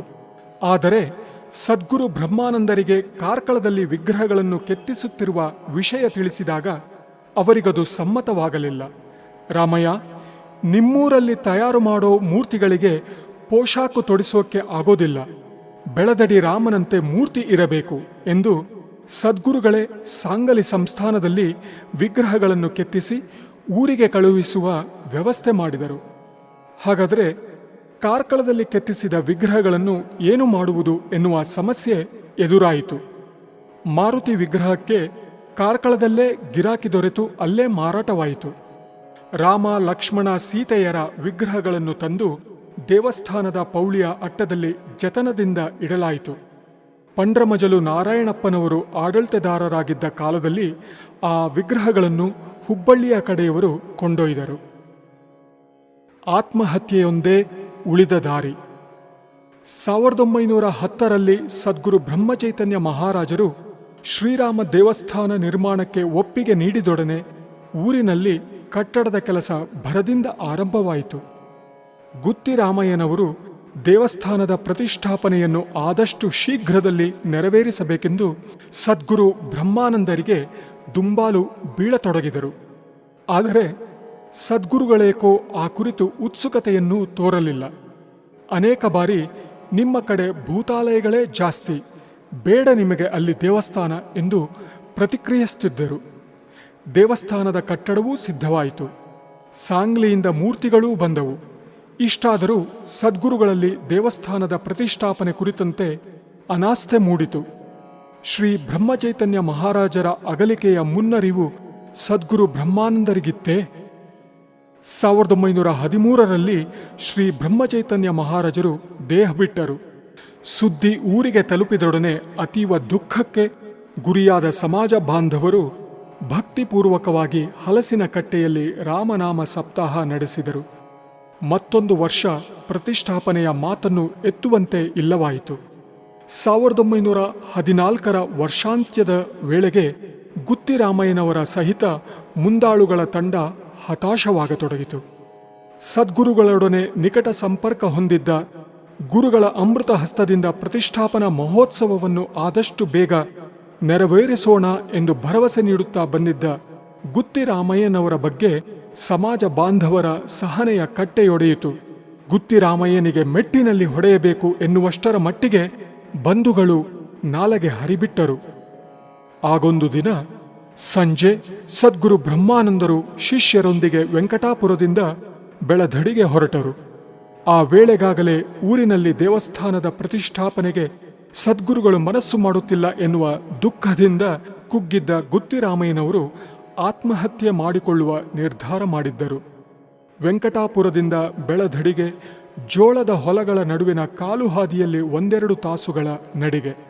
ಸರಿ, ನಡೆಯಿರಿ, ಹೋಗೋಣ ಎಂದು ಗುತ್ತಿರಾಮಯ್ಯನವರು ಸದ್ಗುರುಗಳ ಶಿಷ್ಯ ಸಮೂಹದೊಂದಿಗೆ ತಾನೂ ಹೊರಟಂತೆ ತೋರಿಸಿಕೊಂಡರು. ನಂತರ ಹಿಂದೆ ಸರಿದು ವೆಂಕಟಾಪುರದಲ್ಲೇ ಉಳಿದುಕೊಂಡರು. ಬೆಳಧಡಿಯನ್ನು ತಲುಪಿದಾಗ ಗುರುಗಳಿಗೆ ಗುತ್ತಿರಾಮಯ್ಯನವರು ತಮ್ಮ ಸಂಗಡ ಬರಲಿಲ್ಲ ಎನ್ನುವ ವಿಷಯ ಗಮನಕ್ಕೆ ಬಂತು. ರಾಮಯ್ಯ ಎಲ್ಲಿ? ನಮ್ಮ ಜೊತೆ ಹೊರಟಿದ್ದನಲ್ಲ, ಯಾರಾದರಿಬ್ಬರು ಹೋಗಿ ಕೂಡಲೇ ಅವನನ್ನು ಕರೆದುಕೊಂಡು ಬನ್ನಿ, ಖಂಡಿತ ಬಿಟ್ಟು ಬರಕೂಡದು ಎಂದು ಗುರುಗಳು 2 ಶಿಷ್ಯರನ್ನು ಕಳುಹಿಸಿದರು. ಅವರಿಬ್ಬರು ವೆಂಕಟಾಪುರಕ್ಕೆ ಬಂದಾಗ ರಾತ್ರಿ ಭಜನೆ ಮುಗಿದು ವೆಂಕಪ್ಪನಿಗೆ ಆರತಿ ನಡೆಯುತ್ತಿತ್ತು. ತೀರ್ಥ ಪ್ರಸಾದ ಮುಗಿದೊಡನೆ ಬಂದ ಶಿಷ್ಯರು ಬಲವಂತದಿಂದ ಗುತ್ತಿರಾಮಯ್ಯನವರನ್ನು ಬೆಳಧಡಿಗೆ ಎಳೆದೊಯ್ದರು. ರಾಮಯ್ಯನವರ ಮುಖ ಕಂಡೊಡನೆ ಗುರುಗಳು ಗದರಿದರು. ಯಾಕೋ ರಾಮಯ್ಯ, ಸಾಯಕ್ಕೆ ಹೊಂಟೇನೋ? ನಾಳೆ ಇಲ್ಲಿ ರಾಮನಾಮ ಹಚ್ಚಬೇಕು, ಅದಕ್ಕೆ ಎಲ್ಲ ಸಿದ್ಧತೆ ಮಾಡಬೇಕು, ನಡಿ. ಗುರುಗಳ ಬಾಯಿಂದ ಸಾಯುವ ಮಾತು ಕೇಳಿದೊಡನೆ ತನ್ನ ಮನದಾಳದ ವಿಷಯ ಅವರಿಗೆ ತಿಳಿಯಿತಲ್ಲ ಎಂದು ರಾಮಯ್ಯನವರು ಬೆಚ್ಚಿ ಬಿದ್ದರು. ಮಾರನೆಯ ದಿನ ಕಾಕಡಾರತಿ ಮುಗಿದೊಡನೆ ಬೆಳಧಡಿಯಲ್ಲಿ ರಾಮನಾಮ ಸಪ್ತಾಹ ಪ್ರಾರಂಭವಾಯಿತು. ಅಂದು 150 ಜನ ಸೇರಿದರೆ ಮಾರನೆಯ ದಿನ 1000 ಜನವಾಯಿತು. 3ನೆಯ ದಿನ ಇನ್ನೂ ಅಧಿಕ ಸಭೆ. ಇದು ಬರಿದೆ ಜನಜಾತ್ರೆಯಾಗುತ್ತಿದೆ ಎಂದು ಗುರುಗಳಿಗೆ ಖೇದವಾಯಿತು. ಶಿಷ್ಯರನ್ನು ಕರೆದು, ನಿಮ್ಮ ಹತ್ತಿರ ಕಾಸಿಲ್ಲ, ನನ್ನ ಬಳಿ ಲಂಗೋಟಿ ಮಾತ್ರ ಇರೋದು, ಸಾಕು, ನಿಲ್ಲಿಸೋಣ ಎಂದರು. 4ನೆಯ ದಿನ ಬೆಳಿಗ್ಗೆ ಕಾಕಡಾರತಿ ಆದೊಡನೆ ಮಂಗಲಂ ಜಯ ರಘು ಎಂದು ಸಪ್ತಾಹ ಮಂಗಲ ಮಾಡಿಸಿದ ಗುರುಗಳು ಗುತ್ತಿರಾಮಯ್ಯನವರನ್ನು ದೇವರ ಸನ್ನಿಧಿಗೆ ಕರೆದು ಅವರ ಕೈಯಲ್ಲಿ 1 ತೆಂಗಿನಕಾಯಿ, 5 ರೂಪಾಯಿಗಳ ನಾಣ್ಯವನ್ನು ಇಟ್ಟು, ಏನು ಮಾಡ್ತೀರೋ ಮಾಡಿ, ನಾನು ಬರುತ್ತೇನೆ ಎಂದು ಹರಸಿದರು. ತನ್ನ ಜೀವಿತ ಕಾಲದಲ್ಲಿ ಇದಕ್ಕಿಂತ ಇಂಪಾದ ಮಾತು ತನ್ನ ಕಿವಿಯ ಮೇಲೆ ಬಿದ್ದಿಲ್ಲ ಎನ್ನುವಂತೆ ಗುತ್ತಿ ರಾಮಯ್ಯನವರಿಗೆ ಪರಮಾನಂದವಾಯಿತು. ಬೆಳಧಡಿಯ ರಾಮನಿಗೆ ಸದ್ಗುರುಗಳಿಗೆ ಸಾಷ್ಟಾಂಗ ನಮಸ್ಕಾರ ಮಾಡಿದಷ್ಟೂ ಸಾಲದೆನಿಸಿತು. ಗುರುಗಳು ಆಶೀರ್ವಾದ ರೂಪದಲ್ಲಿ ನೀಡಿದ ತೆಂಗಿನಕಾಯಿ ನಾಣ್ಯವನ್ನು ಆಪ್ಯಾಯತೆಯಿಂದ ಎದೆಗೆ ಅವಚಿಟ್ಟುಕೊಂಡು ಗುತ್ತಿ ರಾಮಯ್ಯನವರು ಊರಿಗೆ ಧಾವಿಸಿದರು. ಸದ್ಗುರುಗಳ ಪಾದ ಸ್ಪರ್ಶದಿಂದ ಊರು ಪಾವನವಾಯಿತು. ಸದ್ಗುರು ಬ್ರಹ್ಮಾನಂದರು ಸದ್ಯದಲ್ಲೇ ಬಂದು ರಾಮನ ಪ್ರತಿಷ್ಠಾಪನೆ ಮಾಡುತ್ತಾರಂತೆ ಎಂದು ತಿಳಿದೊಡನೆ ಊರಿನಲ್ಲಿ ಸಂಭ್ರಮದ ವಾತಾವರಣ ಸೃಷ್ಟಿಯಾಯಿತು. ಸಮಾಜ ಬಾಂಧವರಲ್ಲಿ ಹೊಸ ಚೈತನ್ಯ ಉಕ್ಕಿತು. ಹಿರಿಯರೆಲ್ಲರೂ ಸೇರಿ ರಾಕ್ಷಸನಾಮ ಸಂವತ್ಸರದ ನಿಜ ವೈಶಾಖ ಶುದ್ಧ ಪಂಚಮಿಯಂದು, ಅಂದರೆ 1915 ಇಸವಿ ಮೇ 19 ತಾರೀಖಿನಂದು ಪ್ರತಿಷ್ಠಾಪನೆಗೆ ಸಕಲ ಸಿದ್ಧತೆಗಳನ್ನು ಆರಂಭ ಮಾಡಿದರು. ಬಂಧುಗಳೆಲ್ಲ ಚಾತಕ ಪಕ್ಷಿಗಳಂತೆ ಗುರುಗಳ ಆಗಮನದ ನಿರೀಕ್ಷೆಯಲ್ಲಿ ದಿನಗಳನ್ನು ಎಣಿಸತೊಡಗಿದರು. ಗುರುಗಳ ಪ್ರಯಾಣ ಗದಗದಿಂದ ಶಿವಮೊಗ್ಗದವರೆಗೆ ರೈಲಿನಲ್ಲಿ, ಅಲ್ಲಿಂದ ಎತ್ತಿನ ಗಾಡಿಯಲ್ಲಿ ಎಂದು ನಿಗದಿಯಾಗಿತ್ತು. ಆಪ್ತ ಶಿಷ್ಯವರ್ಗ, ನುರಿತ ಪುರೋಹಿತ ವೃಂದದೊಂದಿಗೆ ಹೊರಟ ಗುರುಗಳು ದಾವಣಗೆರೆಯಲ್ಲಿ ಒಂದು ದಿನ ತಮ್ಮ ಅಭಿಮಾನಿ ಶಿಷ್ಯರ ಮನೆಯಲ್ಲಿ ತಂಗಿದರು. ಶಿವಮೊಗ್ಗದಿಂದ ಗುರುಗಳು ಚಕ್ಕಡಿಯಲ್ಲಿ, ಜೊತೆಗೆ ಶಿಷ್ಯವರ್ಗ ಕಾಲು ನಡಿಗೆಯಲ್ಲಿ ಪಯಣ ಹೊರಟರು. ಮಂಡಗದ್ದೆ, ಸೋಮೇಶ್ವರ, ಸಾಣೂರು ಹೀಗೆ ಅಲ್ಲಲ್ಲಿ ವಸತಿ. ರಾಮನಾಮ ಸ್ಮರಣೆ, ಪೂಜೆ, ನೈವೇದ್ಯ, ಪ್ರಸಾದ, ಗುತ್ತಿ ರಾಮಯ್ಯನವರ ತಂಡದ ಅಡುಗೆ. ವಸಂತ ಋತುವಿನ ದಿನಗಳವು, ಮಾವಿನ ಹಣ್ಣಿನ ಸುಗ್ಗಿಯ ಕಾಲ. ಸದ್ಗುರುಗಳಿಗೂ ಸೀಕರಣೆ ಎಂದರೆ ಅಚ್ಚುಮೆಚ್ಚು. ಹಣ್ಣು ದೊರೆತಲ್ಲೆಲ್ಲ ದೇವರಿಗೆ ಸೀಕರಣೆಯ ನೈವೇದ್ಯ. ಮಂಡಗದ್ದೆಯಲ್ಲಿ ಅಡುಗೆ ತಯಾರಾಗುತ್ತಿದ್ದಾಗ ಗುರುಗಳು ಹೊಳೆ ದಾಟಿ ಮರಸಮೂಹದ ಒಳಹೊಕ್ಕರು. ಅಲ್ಲಿ ಹರವಿಕೊಂಡು ಬಿದ್ದಿದ್ದ ವಿಶಾಲವಾದ ಕಲ್ಲನ್ನು ಹತ್ತಿ ಕುಳಿತ ಅವರು ಶಿಷ್ಯಂದಿರಿಗೆ ಪೂರ್ವದಲ್ಲಿ ಆ ಪ್ರದೇಶದಲ್ಲಿ ಮಾಂಡವ್ಯ ಋಷಿಗಳ ಆಶ್ರಮ ಇದ್ದ ಕುರಿತು, ಆ ಹೆಸರು ಅಪಭ್ರಂಶವಾಗಿ ಮಂಡಗದ್ದೆಯಾದ ಬಗ್ಗೆ ತಿಳಿ ಹೇಳಿದರು. ಸೋಮೇಶ್ವರಕ್ಕೆ ಬಂದು ದಿನದ ವಸತಿ ಹೂಡಿದಾಗ ಆಕಾಶ ಬಿರುಕು ಬಿಟ್ಟಂತೆ ಧಾರಾಕಾರ ಮಳೆ ಸುರಿಯಿತು. ನೆರೆಯೋಪಾದಿಯಲ್ಲಿ ನೀರು ಹರಿಯಿತು. ಏನೋ ರಾಮಯ್ಯ, ಈ ತರಹ ಮಳೆ ಸುರಿತಾ ಇದೆ, ಹೀಗಾದರೆ ನಿಮ್ಮೂರಲ್ಲಿ ಪ್ರತಿಷ್ಠಾಪನಾ ಕೆಲಸ ಹೇಗೋ ಮಾಡೋದು ಎಂದು ಗುರುಗಳು ಕೆಣಕಿದಾಗ ಗುತ್ತಿರಾಮಯ್ಯನವರು, ರಾಮ ಇದ್ದಾನೆ, ನೀವು ಇದ್ದೀರಿ, ಮಹಾರಾಜರಿದ್ದಾರೆ, ಎಲ್ಲ ಭಾರವನ್ನು ನಿಮ್ಮ ಮೇಲೆ ಹೊರೆಸಿದ್ದೇವೆ ಎಂದು ನಿಶ್ಚಿಂತೆಯಿಂದ ಉತ್ತರಿಸಿದರು. ಸದ್ಗುರು ಬ್ರಹ್ಮಾನಂದರು ಸಂಪಿಗೆ ತಲುಪಿದಾಗ ಇಡೀ ಸಮಾಜವೇ ಅವರನ್ನು ಎದುರುಗೊಳ್ಳಲು ಅಲ್ಲಿ ಸೇರಿತ್ತು. ಗುರುಗಳು ಎತ್ತಿನ ಗಾಡಿಯಿಂದ ಕೆಳಗಿಳಿದು ಭಕ್ತ ಜನರೊಡನೆ ಹೆಜ್ಜೆ ಹಾಕತೊಡಗಿದರು. ಮುಂದೆ ವಾದ್ಯವೃಂದದವರ ಮಂಗಳನಾದ, ಹಿಂದೆ ಸದ್ಗುರುಗಳಿಗೆ ಜಯಘೋಷ. ಹೃದಯದಾಳದಿಂದ ಮೊಳಗುತ್ತಿದ್ದ ರಾಮನಾಮ ಸ್ಮರಣೆ. ಮಹಾಮಹಿಮರ ದರ್ಶನ ಮಾತ್ರದಿಂದ ಜನ್ಮ ಸಾರ್ಥಕವಾಯಿತು, ಅವರ ಪಾದಸ್ಪರ್ಶದಿಂದ ಊರು ಪುನೀತವಾಯಿತು ಎನ್ನುವ ನಿರ್ಮಲ ಭಕ್ತಿಯ ವಾತಾವರಣ. ಆ ದೃಶ್ಯವನ್ನು ನೋಡಲು 2 ಕಣ್ಣುಗಳು ಸಾಲದು ಎನ್ನಿಸುವಂತಿತ್ತು. ದೇವಸ್ಥಾನದ ಆಸುಪಾಸಿನಲ್ಲಿ ಕಾಂತಾವರ ಸುಬ್ಬರಾಯರ ಗುಡಿಸಲು, ಬೊಗ್ಗು ಮತ್ತು ಅವರ ಸಹೋದರಿಯ ಒಂದು ಜೋಪಡಿ ಮಾತ್ರವಿದ್ದ ದಿನಗಳವು. ಹಾಗಾಗಿ ಗುರುಗಳಿಗೆ ನೂಯಿ ಮಾಧವರಾಯರ ಅಂಗಡಿಯಲ್ಲಿ ತಂಗಲು ವ್ಯವಸ್ಥೆ ಮಾಡಲಾಗಿತ್ತು. ಉಳಿದವರಿಗಾಗಿ ದೇವಸ್ಥಾನದ ಎದುರಿನಲ್ಲಿ ಚಪ್ಪರ ಹಾಕಲಾಗಿತ್ತು. ಅದು ಸಾಲದೆ ಸುತ್ತಮುತ್ತಲ ಮರಗಳ ಬುಡದಲ್ಲಿ ಬಂಧುಗಳು ಆಶ್ರಯ ಪಡೆದರು. ಗುರುಗಳಿಗಾಗಿ ಒಂದು ಕುರ್ಚಿಯನ್ನು ಮಾಡಿಸಿದ್ದರು. ಅದರಲ್ಲಿ ಆಸನ ಭಾಗಕ್ಕೆ ಒರಗಿಕೊಳ್ಳಲು ಕೈ ಇಡುವಲ್ಲಿ ಹತ್ತಿಯ ಲೋಡುಗಳನ್ನು ಕಟ್ಟಿದ್ದರು. ಗುರುಗಳು ಹೋದಲ್ಲೆಲ್ಲ ಆ ಕುರ್ಚಿಯನ್ನು ಒಯ್ದು ಅವರಿಗೆ ಕುಳಿತುಕೊಳ್ಳಲು ಅನುವು ಮಾಡಿಕೊಡುತ್ತಿದ್ದರು. ಇಂದಿಗೂ ಆ ಕುರ್ಚಿ ದೇವಸ್ಥಾನದಲ್ಲಿದ್ದು, ಅದನ್ನು ಈಶ್ವರ ಗುಡಿಯ ಬಾಗಿಲ ಹೊರಗೆ ಬಲಭಾಗದಲ್ಲಿ ಇಟ್ಟು ಅದರ ಮೇಲೆ ಸದ್ಗುರು ಬ್ರಹ್ಮಾನಂದರ ಫೋಟೋ ಸ್ಥಾಪಿಸಲಾಗಿದೆ. ಕಾಂತಾವರ ಸುಬ್ಬರಾಯರ ಗುಡಿಸಲಿನ ಹಿತ್ತಲ ಅಂಗಳದಲ್ಲಿ, ಅಂದರೆ ಈಗಿನ ಗಣಪತಿ ದೇವಸ್ಥಾನದ ಬಲಭಾಗದಲ್ಲಿ ಪಾಕಶಾಲೆ, ಭೋಜನ ಗೃಹಕ್ಕೆಂದು ಚಪ್ಪರದ ಏರ್ಪಾಡಾಗಿತ್ತು. ಮಂಜನಬೈಲಿನ ದೇವಪ್ಪಾಚಾರ್ರು, ಅಣ್ಣಯ್ಯಾಚಾರ್ರು ಮುಂತಾದ ಹಿರಿಯರ ನೇತೃತ್ವದಲ್ಲಿ ಬಾಣಸಿಗರ ತಂಡ ಸಿದ್ಧವಾಗಿತ್ತು. ಪ್ರತಿಷ್ಠಾಪನೆಗೆ ಸಿದ್ಧತೆ. ಲಕ್ಷ್ಮಣ, ಮಾರುತಿ ಸಹಿತ ಪ್ರಭು ಸೀತಾರಾಮಚಂದ್ರನ ಮೂರ್ತಿಯ ಪ್ರತಿಷ್ಠಾಪನಾ ಮಹೋತ್ಸವದ ಪೌರೋಹಿತ್ಯವನ್ನು ವಹಿಸಲು ಬೆಳಧಡಿ ವೆಂಕಟಾಪುರಗಳಿಂದ ಪ್ರಕಾಂಡ ಪಂಡಿತರುಗಳಾದ ಸರ್ವಶ್ರೀ ಶ್ರೀಪಾದ ಭಟ್ರು, ಹನುಮಂತ ಭಟ್ರು, ದೀಕ್ಷಿತರ ಆದಿಯಾಗಿ ಹಲವಾರು ಋತ್ವಿಜರು ಸದ್ಗುರುಗಳ ಜೊತೆಗೆ ಬಂದಿದ್ದರು. ಪಿಂಪಳ ತಲುಪಿದೊಡನೆ ಅವರು ಮಾರುತಿಗುಡಿಯ ಎದುರಿಗೆ ಹೋಮಕುಂಡದ ತಯಾರಿ. ಆಗ ಸಭಾಮಂಟಪ ಇರಲಿಲ್ಲ. ದೇವರ ವಿಗ್ರಹಗಳಿಗೆ ಜಲವಾಸ, ಧಾನ್ಯವಾಸ ಮುಂತಾದ ಸಿದ್ಧತೆಯಲ್ಲಿ ತೊಡಗಿದರು. ಚಪ್ಪರದ ನೆರಳಲ್ಲಿ, ಮರಗಳ ಬುಡದಲ್ಲಿ ಸಮಾಜ ಬಾಂಧವರು ಅವ್ಯಾಹತವಾಗಿ ಭಜನೆ, ರಾಮನಾಮ ಸ್ಮರಣೆ ನಡೆಸಿದ್ದರು. ಶೃಂಗೇರಿಯ ವಿದ್ವಾಂಸರು ಭಾಗವಹಿಸಿದರೆ ಒಳಿತು. ಆ ದಿನಗಳಲ್ಲಿ ಶೃಂಗೇರಿ ಕಡೆಯ ಅನೇಕ ಬ್ರಾಹ್ಮಣ ಕುಟುಂಬಗಳು ಮೂಡಬಿದ್ರೆಯೂ ಸೇರಿದಂತೆ ದಕ್ಷಿಣ ಕನ್ನಡ ಜಿಲ್ಲೆಯ ಅನೇಕ ಭಾಗಗಳಲ್ಲಿ ನೆಲೆಸಿದ್ದವು. ರಾಮರಾಯರು, ಸಿಂಗರಾಯರು, ಶಾಮಯ್ಯನವರು, ಬೀದಿಮನೆ ಶಾಮಯ್ಯನವರು, ಕಟ್ಟೆ ಶಾಮಭಟ್ರು ಮೂಡಬಿದ್ರೆಯಲ್ಲಿ ನೆಲೆಯೂರಿದ್ದ ಪ್ರಮುಖರು. ಮುಂದೊಂದು ದಿನ ಬೀದಿಮನೆ ಶಾಮಯ್ಯನವರ ವಾಸ್ತವ್ಯದ ಮನೆ ಮೂಡಬಿದ್ರೆ ಕಾರ್ಕಳ ಮಾರ್ಗದಲ್ಲಿರುವ ಅಂಬೂರಿಯಲ್ಲಿದ್ದ ಅವರ ಜಮೀನನ್ನು ನಮ್ಮ ದೇವಸ್ಥಾನಕ್ಕಾಗಿ ಖರೀದಿಸಲಾಯಿತು. ಅವರ ಪೈಕಿ ಕಟ್ಟೆ ಶಾಮಭಟ್ರು ಒಂಟಿಮಾರು ರಾಮಣ್ಣ ಮಾಸ್ತರರ ಸ್ನೇಹಿತರಾಗಿದ್ದರು. ಅವರ ಮಗ ಕಟ್ಟೆ ಸೀತಾರಾಮ ಭಟ್ರು ಉತ್ತಮ ವಿದ್ವಾಂಸರು, ಪಾರಂಗತ ಪುರೋಹಿತರು. ಅವರು ನಮ್ಮೂರಿನ ದೇವಸ್ಥಾನದ ಪ್ರತಿಷ್ಠಾಪನಾ ಸಮಾರಂಭದ ಸಂದರ್ಭದಲ್ಲಿ ಉಪಸ್ಥಿತರಿರಬೇಕೆಂದು ರಾಮಣ್ಣ ಮಾಸ್ತರರ ಅಭಿಲಾಷೆ. ತಂದೆ ಮಗನಿಗೆ ಆಗ್ರಹಪೂರ್ವಕ ಆಹ್ವಾನ ನೀಡಿದರು. ವಯೋವೃದ್ಧರಾಗಿದ್ದ ಕಟ್ಟೆ ಶಾಮಭಟ್ರು ತಾವು ಬರುವುದು ಕಷ್ಟ ಎಂದರು. ಅವರ ಪುತ್ರ ಕಟ್ಟೆ ಸೀತಾರಾಮ ಭಟ್ರು ತಮಗೆ ಮುಂಚಿತವಾಗಿಯೇ ಬಂದು ಭಾಗವಹಿಸಲು ಸಾಧ್ಯವಾಗದೆಂದು, ಆದರೆ ಪ್ರತಿಷ್ಠಾಪನೆಯ ದಿನ ತಪ್ಪದೆ ಹಾಜರಾಗುವುದಾಗಿಯೂ ತಿಳಿಸಿದರು. ಅಮೃತ ಘಳಿಗೆ ದಕ್ಷಿಣ ಕನ್ನಡ ಜಿಲ್ಲೆಯ ಪಿದಮಲೆಯ ಸಮೀಪದಲ್ಲಿ ಅಂಕುರಿಸಿ ಕಾರ್ಕಳ, ಮಂಗಳೂರು ತಾಲೂಕುಗಳಲ್ಲಿ ಚಿಗುರಿ ರಾಜ್ಯಾದ್ಯಂತ ಟಿಸಿಲುಗಳನ್ನು ಹರಡತೊಡಗಿದ್ದ ನಮ್ಮ ದೇಶಸ್ಥ ಬ್ರಾಹ್ಮಣ ಸಮಾಜ ಅತ್ಯಂತ ಆಸ್ಥೆ, ನಿರೀಕ್ಷೆಗಳಿಂದ ಎದುರು ನೋಡುತ್ತಿದ್ದ ಪರಮ ಪವಿತ್ರ ದಿನ ರಾಕ್ಷಸನಾಮ ಸಂವತ್ಸರದ ಅಧಿಕ ವೈಶಾಖ ಬಿಟ್ಟು ನಿಜ ವೈಶಾಖದ ಶುದ್ಧ ಪಂಚಮಿ 1915 ಇಸವಿ ಮೇ 19.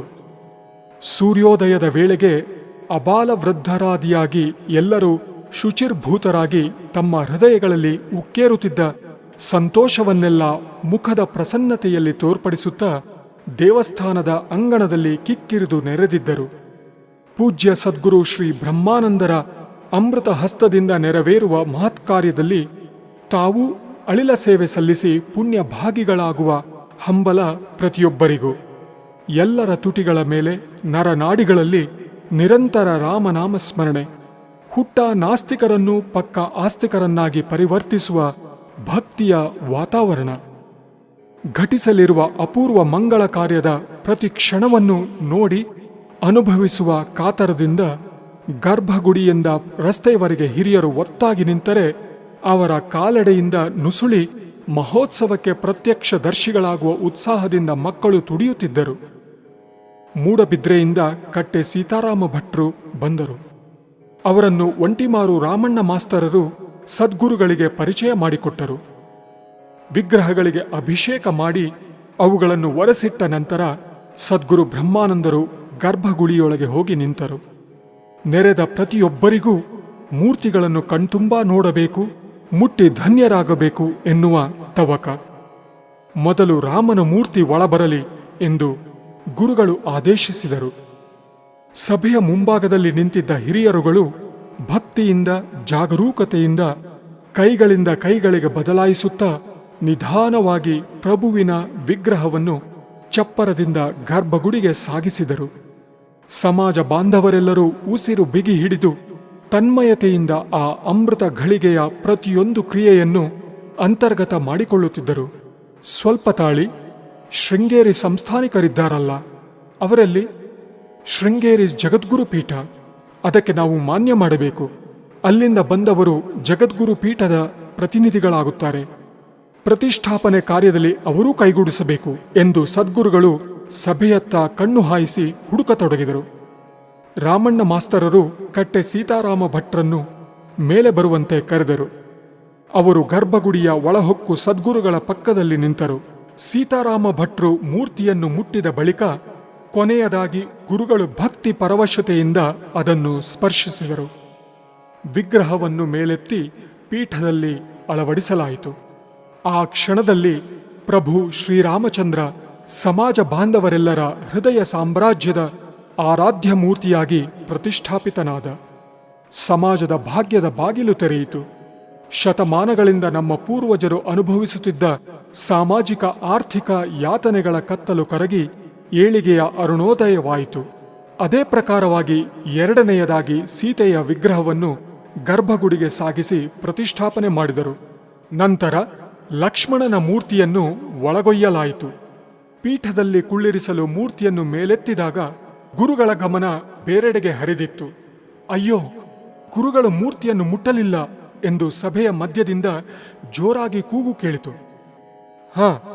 ಹಿಂಗೇನು ಎಂದು ಜೋರಾಗಿ ನಗುತ್ತಾ ಗುರುಗಳು ಲಕ್ಷ್ಮಣನ ವಿಗ್ರಹವನ್ನು ಸ್ಪರ್ಶಿಸಿದರು. ಸದ್ಗುರುಗಳು ಋತ್ವಿಜರಾದಿಯಾಗಿ ಎಲ್ಲರೂ ಮಾರುತಿ ಗುಡಿಯ ಬಳಿ ಬಂದರು. ಮಾರುತಿಯ ಪ್ರತಿಷ್ಠಾಪನೆ ವಿದ್ಯುಕ್ತವಾಗಿ ಜರುಗಿತು. ಆದರೆ ಸದ್ಗುರು ಬ್ರಹ್ಮಾನಂದರ ಅಮೃತ ಹಸ್ತದಿಂದ ಪ್ರತಿಷ್ಠಾಪನೆಗೊಂಡ ಮಾರುತಿಯ ಮೂರ್ತಿಯನ್ನು ಕಣ್ತುಂಬಿಕೊಳ್ಳುವ ಭಾಗ್ಯವನ್ನು ನಾವು ಪಡೆದಿಲ್ಲ. ಈಗಿರುವುದು ಶ್ರೀಪಾದ ಭಟ್ರು, ಹನುಮಂತ ಭಟ್ರು ಇವರ ನೇತೃತ್ವದಲ್ಲಿ ಪ್ರತಿಷ್ಠಾಪನೆಯಾಗಿರುವ ಮಾರುತಿ.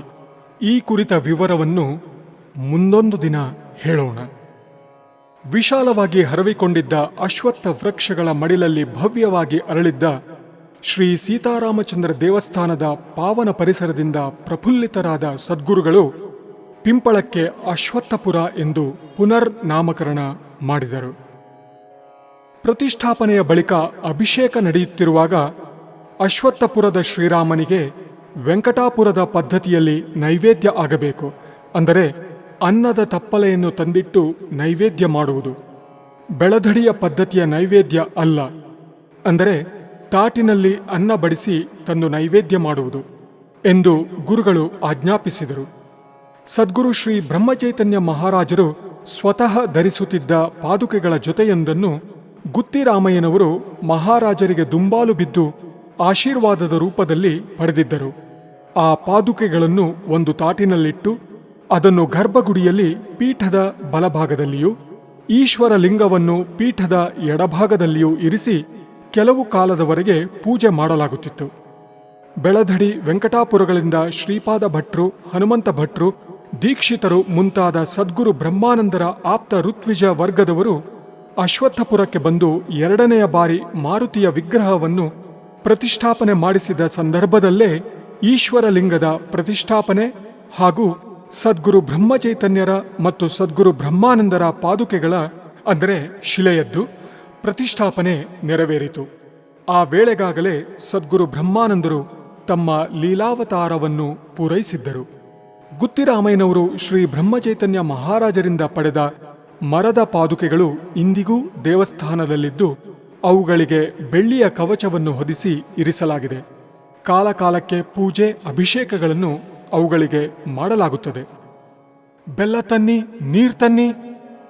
ಮೂರ್ತಿಗಳ ಅಭಿಷೇಕದ ನಂತರ ಮಹಾನೈವೇದ್ಯಕ್ಕೆ ಇನ್ನೂ ಹೊತ್ತು ಇದ್ದದರಿಂದ ದೇವಸ್ಥಾನದ ಉತ್ತರ ದಿಕ್ಕಿನಲ್ಲಿ ಹಿಂದೆ ದೇವಸ್ಥಾನದ ಮರಮಟ್ಟುಗಳನ್ನು ಒಟ್ಟಿದ್ದ ಗೇರು ಬೀಜದ ಮರದ ಕೆಳಗೆ ಕುರ್ಚಿಯನ್ನಿರಿಸಿ ವಿಶ್ರಮಿಸುವಂತೆ ಸದ್ಗುರುಗಳಲ್ಲಿ ಪ್ರಾರ್ಥಿಸಲಾಯಿತು.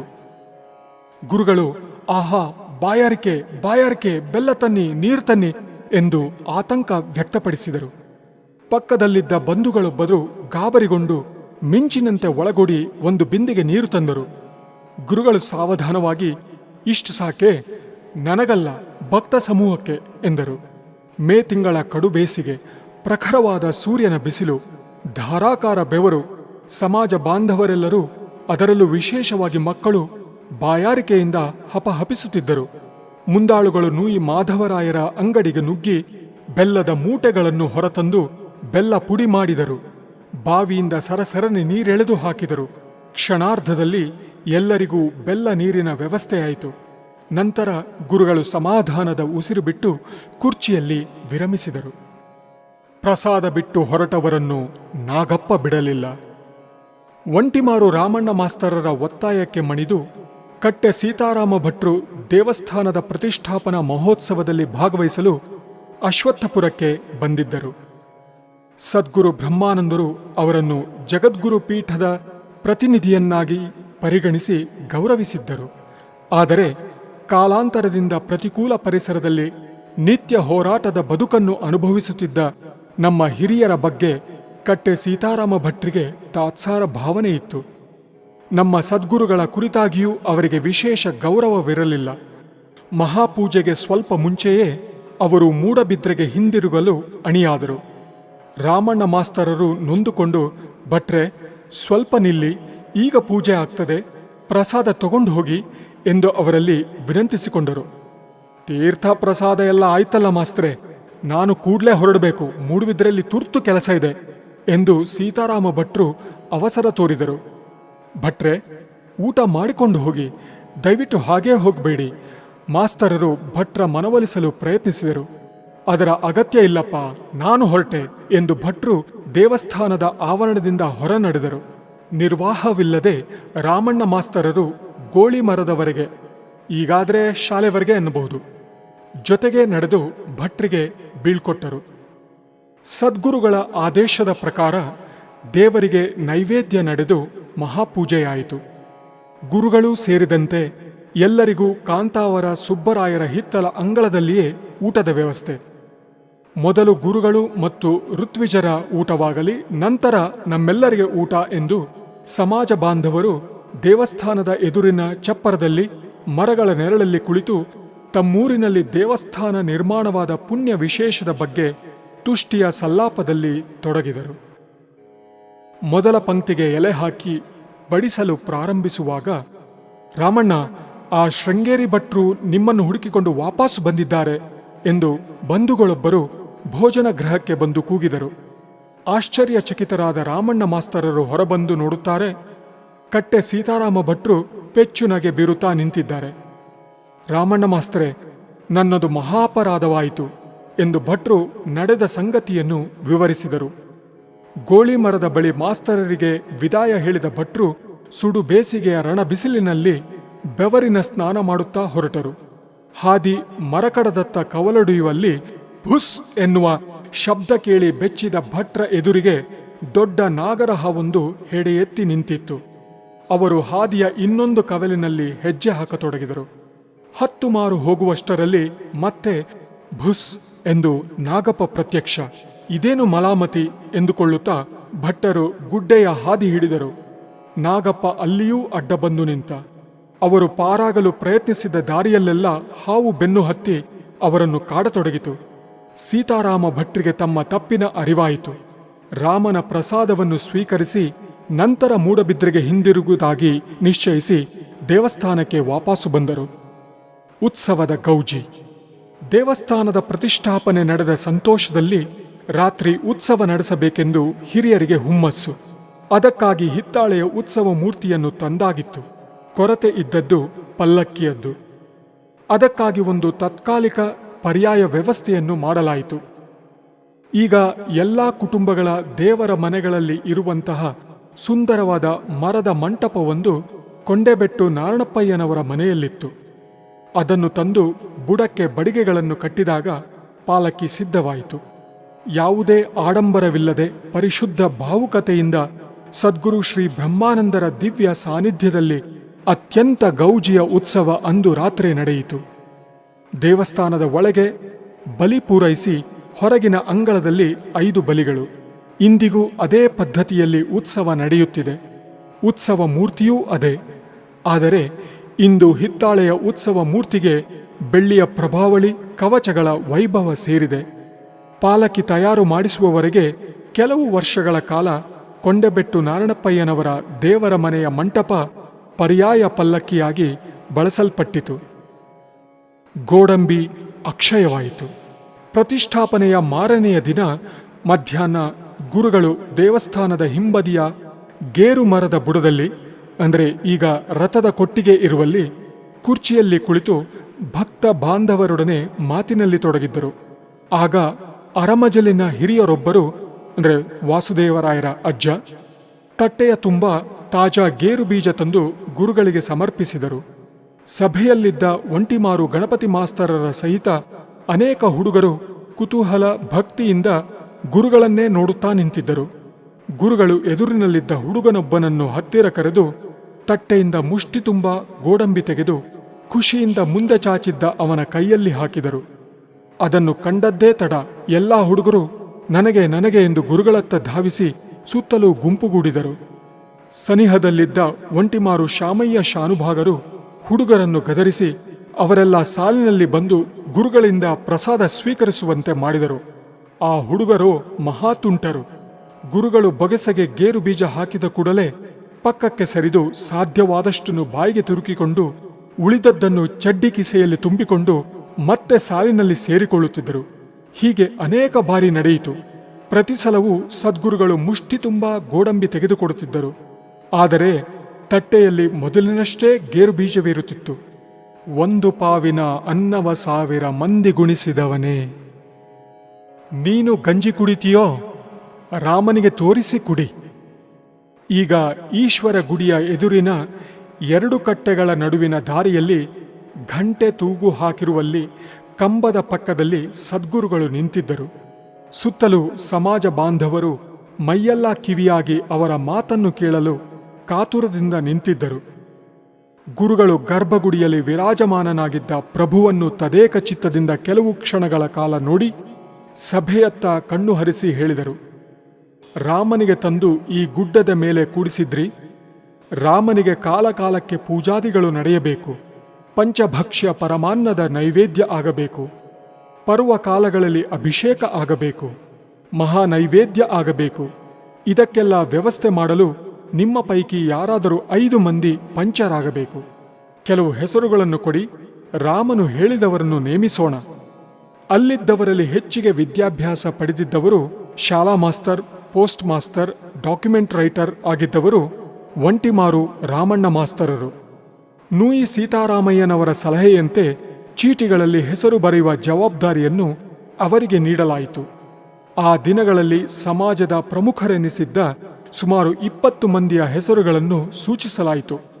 ಅವರಲ್ಲಿ ಒಂಟಿಮಾರು ಗುರ್ಕಾರರು, ಮಳಿಯ ಗೋವಿಂದಪ್ಪಯ್ಯನವರು, ನೂಯಿ ಸೀತಾರಾಮಯ್ಯನವರು, ಕೇಂಜೆ ಸಂಕಪ್ಪಯ್ಯನವರು, ಒಂಟಿಮಾರು ಶಾಮಯ್ಯ ಶಾನುಭಾಗರು, ಕೊಂಡೆಬೆಟ್ಟು ವೆಂಕಪ್ಪಯ್ಯನವರು, ಮುದ್ರಬೆಟ್ಟು ಗುರ್ಕಾರರು, ಕಾಂತಾವರ ಸುಬ್ಬರಾಯರು ಅಂದರೆ ದೇವಸ್ಥಾನದ ಪಕ್ಕದಲ್ಲಿ ಚಹಾದಂಗಡಿ ನಡೆಸುತ್ತಿದ್ದವರು ಅಲ್ಲ, ಮಳಿಯೆ ದಾಸಪ್ಪಯ್ಯನವರು, ಕುಂಚಿತಬೆಟ್ಟು ಸುಬ್ಬರಾಯರು, ಅರಮಜಲು ವಾಸಪ್ಪಯ್ಯನವರು ಮುಂತಾದವರು ಇದ್ದರು. ಎಲ್ಲರ ಹೆಸರುಗಳನ್ನು ಬರೆದಾದ ಮೇಲೆ ನೂಯಿ ಸೀತಾರಾಮಯ್ಯನವರು ಕೇಳಿದರು, ರಾಮಣ್ಣ, ನಿನ್ನ ಹೆಸರು ಬರೆದಿದ್ದೀಯಾ? ಮಾಸ್ತರರು ಉತ್ತರಿಸಿದರು, ಇಲ್ಲ, ನನಗೆ ಬೇಡ, ನನ್ನಿಂದಾಗದು. ನಿನ್ನ ಹೆಸರೇ ಬರುತ್ತದೆ ಎಂದು ಏನು ಖಾತ್ರಿ? ನಿನ್ನ ಹೆಸರು ಇರಲಿ, ಬರಿ ಎಂದು ಸೀತಾರಾಮಯ್ಯನವರು ಗಲಾಟೆ ಮಾಡಿ ರಾಮಣ್ಣ ಮಾಸ್ತರರ ಹೆಸರನ್ನು ಸೇರಿಸಿದರು. ಮಡಿಸಿದ ಚೀಟಿಗಳನ್ನು ಬೊಗಸೆಯಲ್ಲಿ ಹಿಡಿದು ನಿಂತಲ್ಲೇ ಹೆಜ್ಜೆಯಾಡಿಸಿ ಕುಣಿಯುತ್ತಾ ರಾಮ್ ರಾಮ್ ರಾಮ್ ರಾಮ್ ರಾಮ್ ರಾಮ್ ಎಂದು ಪ್ರದಕ್ಷಿಣೆ ಬಂದು ದೇವರಿಗೆ ಮುಖ ಮಾಡಿ ನಿಂತು ಚೀಟಿಗಳನ್ನೆಲ್ಲ ಎಡಗೈಯಲ್ಲಿ ತೆಗೆದುಕೊಂಡು ಬಲಗೈಯಿಂದ 1 ಚೀಟಿ ತೆಗೆದು ರಾಮಣ್ಣ ಮಾಸ್ತರರ ಕೈಗೆ ನೀಡಿದರು ಬ್ರಹ್ಮಾನಂದ ಗುರುಗಳು. ಚೀಟಿಯನ್ನು ಬಿಡಿಸಿ ಅದರಲ್ಲಿದ್ದ ಹೆಸರನ್ನು ನೋಡಿ ರಾಮಣ್ಣ ಮಾಸ್ತರರು ಹೌಹಾರಿದರು. ಗುರುಗಳು ಶ್ರೀರಾಮನ ಸನ್ನಿಧಿಯಲ್ಲಿ ತೆಗೆದ ಮೊದಲ ಚೀಟಿಯಲ್ಲಿ ಅವರ ಹೆಸರೇ ಇತ್ತು. ನನ್ನ ಹೆಸರು ಬಂದಿದೆ, ನನಗೆ ಬೇಡ ಇದು, ನಾನು ಬಡವ, ಗಂಜಿ ತಿನ್ನುವವ, ಒಬ್ಬಂಟಿಗ, ನನಗೇನೂ ತಿಳಿಯದು, ನನ್ನಿಂದ ಆಗಲಿಕ್ಕಿಲ್ಲ.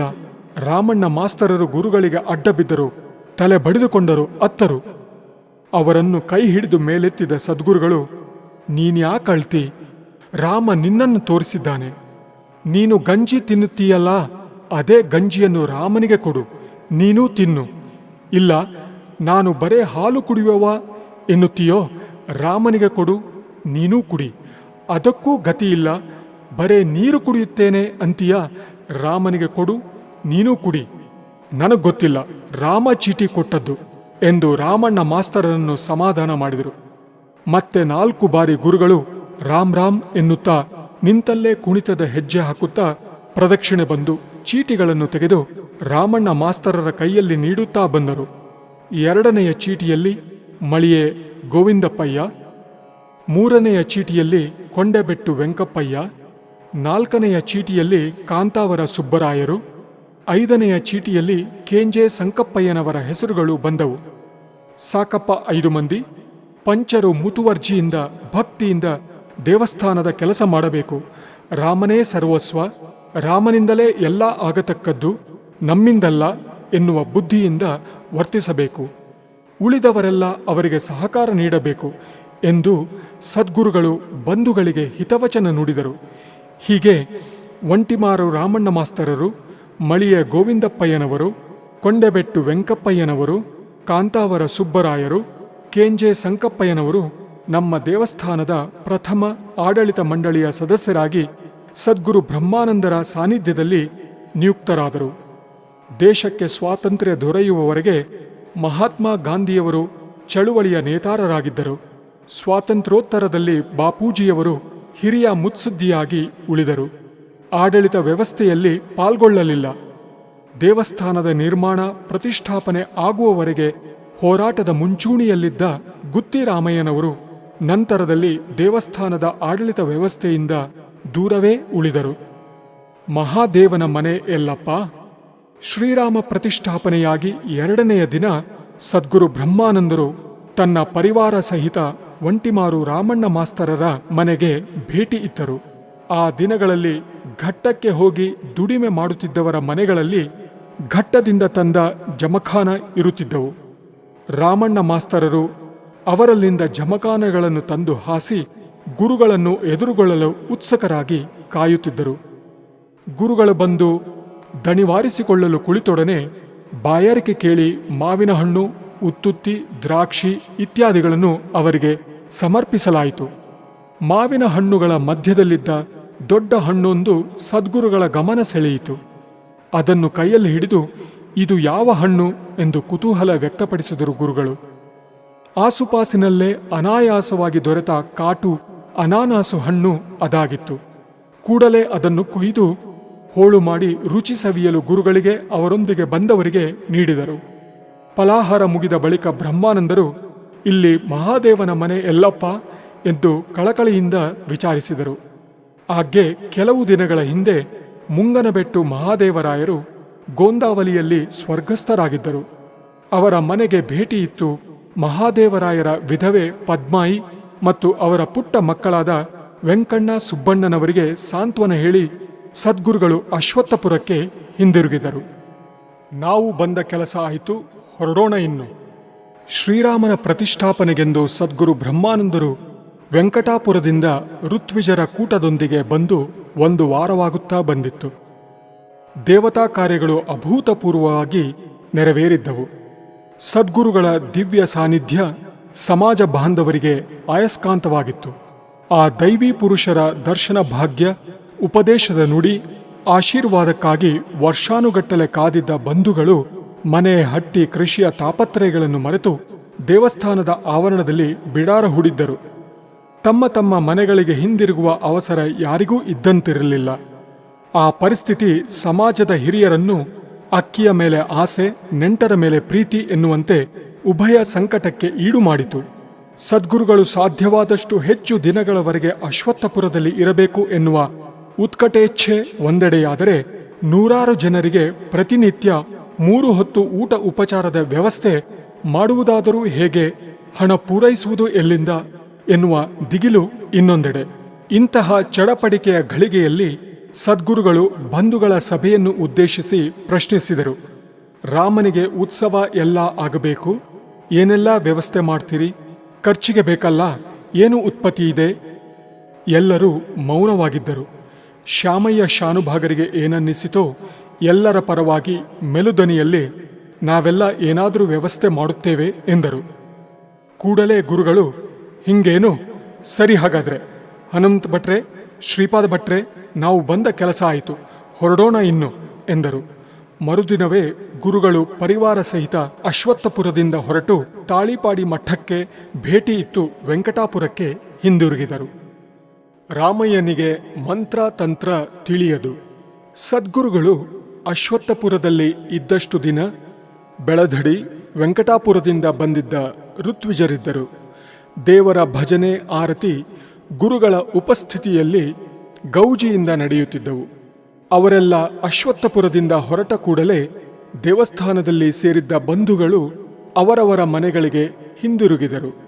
ಸಮಾಜ ಬಾಂಧವರ ಸಾಹಸದ ಪ್ರತೀಕವಾಗಿ, ಅವರ ಕನಸಿನ ಸಾಕಾರ ರೂಪವಾಗಿ ಗುಡ್ಡದ ಮೇಲೆ ಅರಳಿದ ಭವ್ಯ ಸೀತಾರಾಮಚಂದ್ರ ದೇವಸ್ಥಾನದ ಹೊರತಾಗಿ ಅಶ್ವತ್ಥಪುರ ಬಿಕೋ ಎನ್ನತೊಡಗಿತು. ದೇವಸ್ಥಾನದಲ್ಲಿ ದಿನನಿತ್ಯದ ನೈವೇದ್ಯ ಪೂಜೆ ಹೇಗೆ, ಯಾರು ಮಾಡೋದು ಎನ್ನುವ ಸಮಸ್ಯೆ ತಲೆದೋರಿದಾಗ ಅದಕ್ಕೆ ಸೂಕ್ತ ವ್ಯಕ್ತಿ ಎಂದು ಹಿರಿಯರೆಲ್ಲರಿಗೂ ತೋರಿದ್ದು ಗುತ್ತಿರಾಮಯ್ಯನವರು. ಸದ್ಗುರು ಬ್ರಹ್ಮಾನಂದರ ಆಪ್ತ ಬಾಣಸಿಗರಾಗಿ ಅವರ ಸೇವೆ ಮಾಡಿಕೊಂಡಿದ್ದವರು, ರಾಮನಾಮ ಪ್ರಚಾರ ಕಾರ್ಯವನ್ನು ಹತ್ತಿರದಿಂದ ಕಂಡವರು, ಹಲವಾರು ಊರು ತಿರುಗಿ ಅನುಭವಿಗಳಾದವರು ಅವರು. ಎಲ್ಲರ ಅಪೇಕ್ಷೆಯ ಮೇರೆಗೆ ಗುತ್ತಿರಾಮಯ್ಯನವರು ಶ್ರೀ ದೇವಸ್ಥಾನದ ಪ್ರಥಮ ಅರ್ಚಕರಾದರು. ಸುಮಾರು 5-6 ತಿಂಗಳುಗಳ ಕಾಲ ಅವರು ನಿತ್ಯದ ಪೂಜೆ ಪುನಸ್ಕಾರಗಳನ್ನು ಅತ್ಯಂತ ಶ್ರದ್ಧೆಯಿಂದ ನಡೆಸಿದರು. ಆ ವೇಳೆಗಾಗಲೇ ಸಮಾಜದ ಮುಖಂಡರಲ್ಲಿ ಪೂಜೆಯ ವಿಷಯದಲ್ಲಿ ತುಮುಲ ಆರಂಭವಾಗಿತ್ತು. ಅವರೆಲ್ಲರ ಭಾವನೆಗಳಿಗೆ ನೂಯಿ ಸೀತಾರಾಮರಾಯರು ಮಾತಿನ ರೂಪ ನೀಡಿದರು. ರಾಮಯ್ಯ ಭಕ್ತಿಯಿಂದ ಚಂದದಲ್ಲಿ ಪೂಜೆ ಮಾಡುತ್ತಾನೆ ನಿಜ, ಆದರೆ ಅವನಿಗೆ ಮಂತ್ರತಂತ್ರ ಸರಿಯಾಗಿ ತಿಳಿಯದು. ಭಕ್ತಾದಿಗಳು ಬಂದು ಸತ್ಯನಾರಾಯಣ ಕಥೆ, ಕುಂಕುಮಾರ್ಚನೆ, ತುಳಸಿ ಅರ್ಚನೆ, ಅಭಿಷೇಕ ಮಾಡಿಸಬೇಕು ಎಂದರೆ ರಾಮಯ್ಯನಿಂದ ಆಗದು. ಯಾರಾದರೂ ವೇದ ಪಾರಂಗತ ಪುರೋಹಿತರು ಇದ್ದರೆ ಒಳಿತು ಎನ್ನುವ ಸೀತಾರಾಮರಾಯರ ಸಲಹೆಗೆ ಹಿರಿಯರೆಲ್ಲರೂ ತಲೆದೂಗಿದರು. ಅವರೆಲ್ಲರ ಒಮ್ಮತದ ಆಯ್ಕೆ ಪಟ್ಟೆ ಸದಾಶಿವ ಭಟ್ಟರು. ಪಟ್ಟೆಯಲ್ಲಿ ನೆಲೆಸಿದ್ದ ಸದಾಶಿವ ಭಟ್ಟರಿಗೆ ಕರೆ ಹೋದೊಡನೆ ಅತ್ಯಂತ ಪ್ರಫುಲ್ಲಿತ ಭಾವದಿಂದ ಏಕಾಏಕಿ ಮನೆ ಜಮೀನುಗಳನ್ನೆಲ್ಲ ಬಿಟ್ಟು ಅಶ್ವತ್ಥಪುರಕ್ಕೆ ಓಡೋಡಿ ಬಂದ ಅವರು ಶ್ರೀ ದೇವಸ್ಥಾನದ ಪ್ರಥಮ ಪೂರ್ಣ ಪ್ರಮಾಣದ ಅರ್ಚಕರಾಗಿ ರಾಮನ ಸೇವೆಯಲ್ಲಿ ತೊಡಗಿದರು.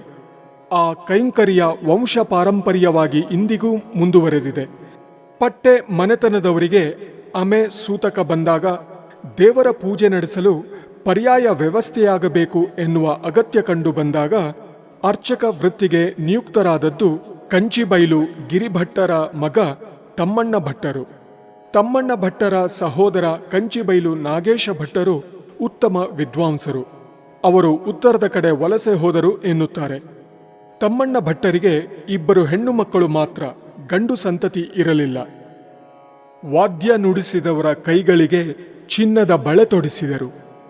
ಪಿಂಪಳದಲ್ಲಿ ಶ್ರೀರಾಮನ ದೇವಸ್ಥಾನ ನಿರ್ಮಿಸುವ ಬಗ್ಗೆ ಸ್ಥಳೀಯ ಪ್ರಮುಖರೋರ್ವರು ಕಟು ವಿರೋಧ ವ್ಯಕ್ತಪಡಿಸಿದ್ದರು.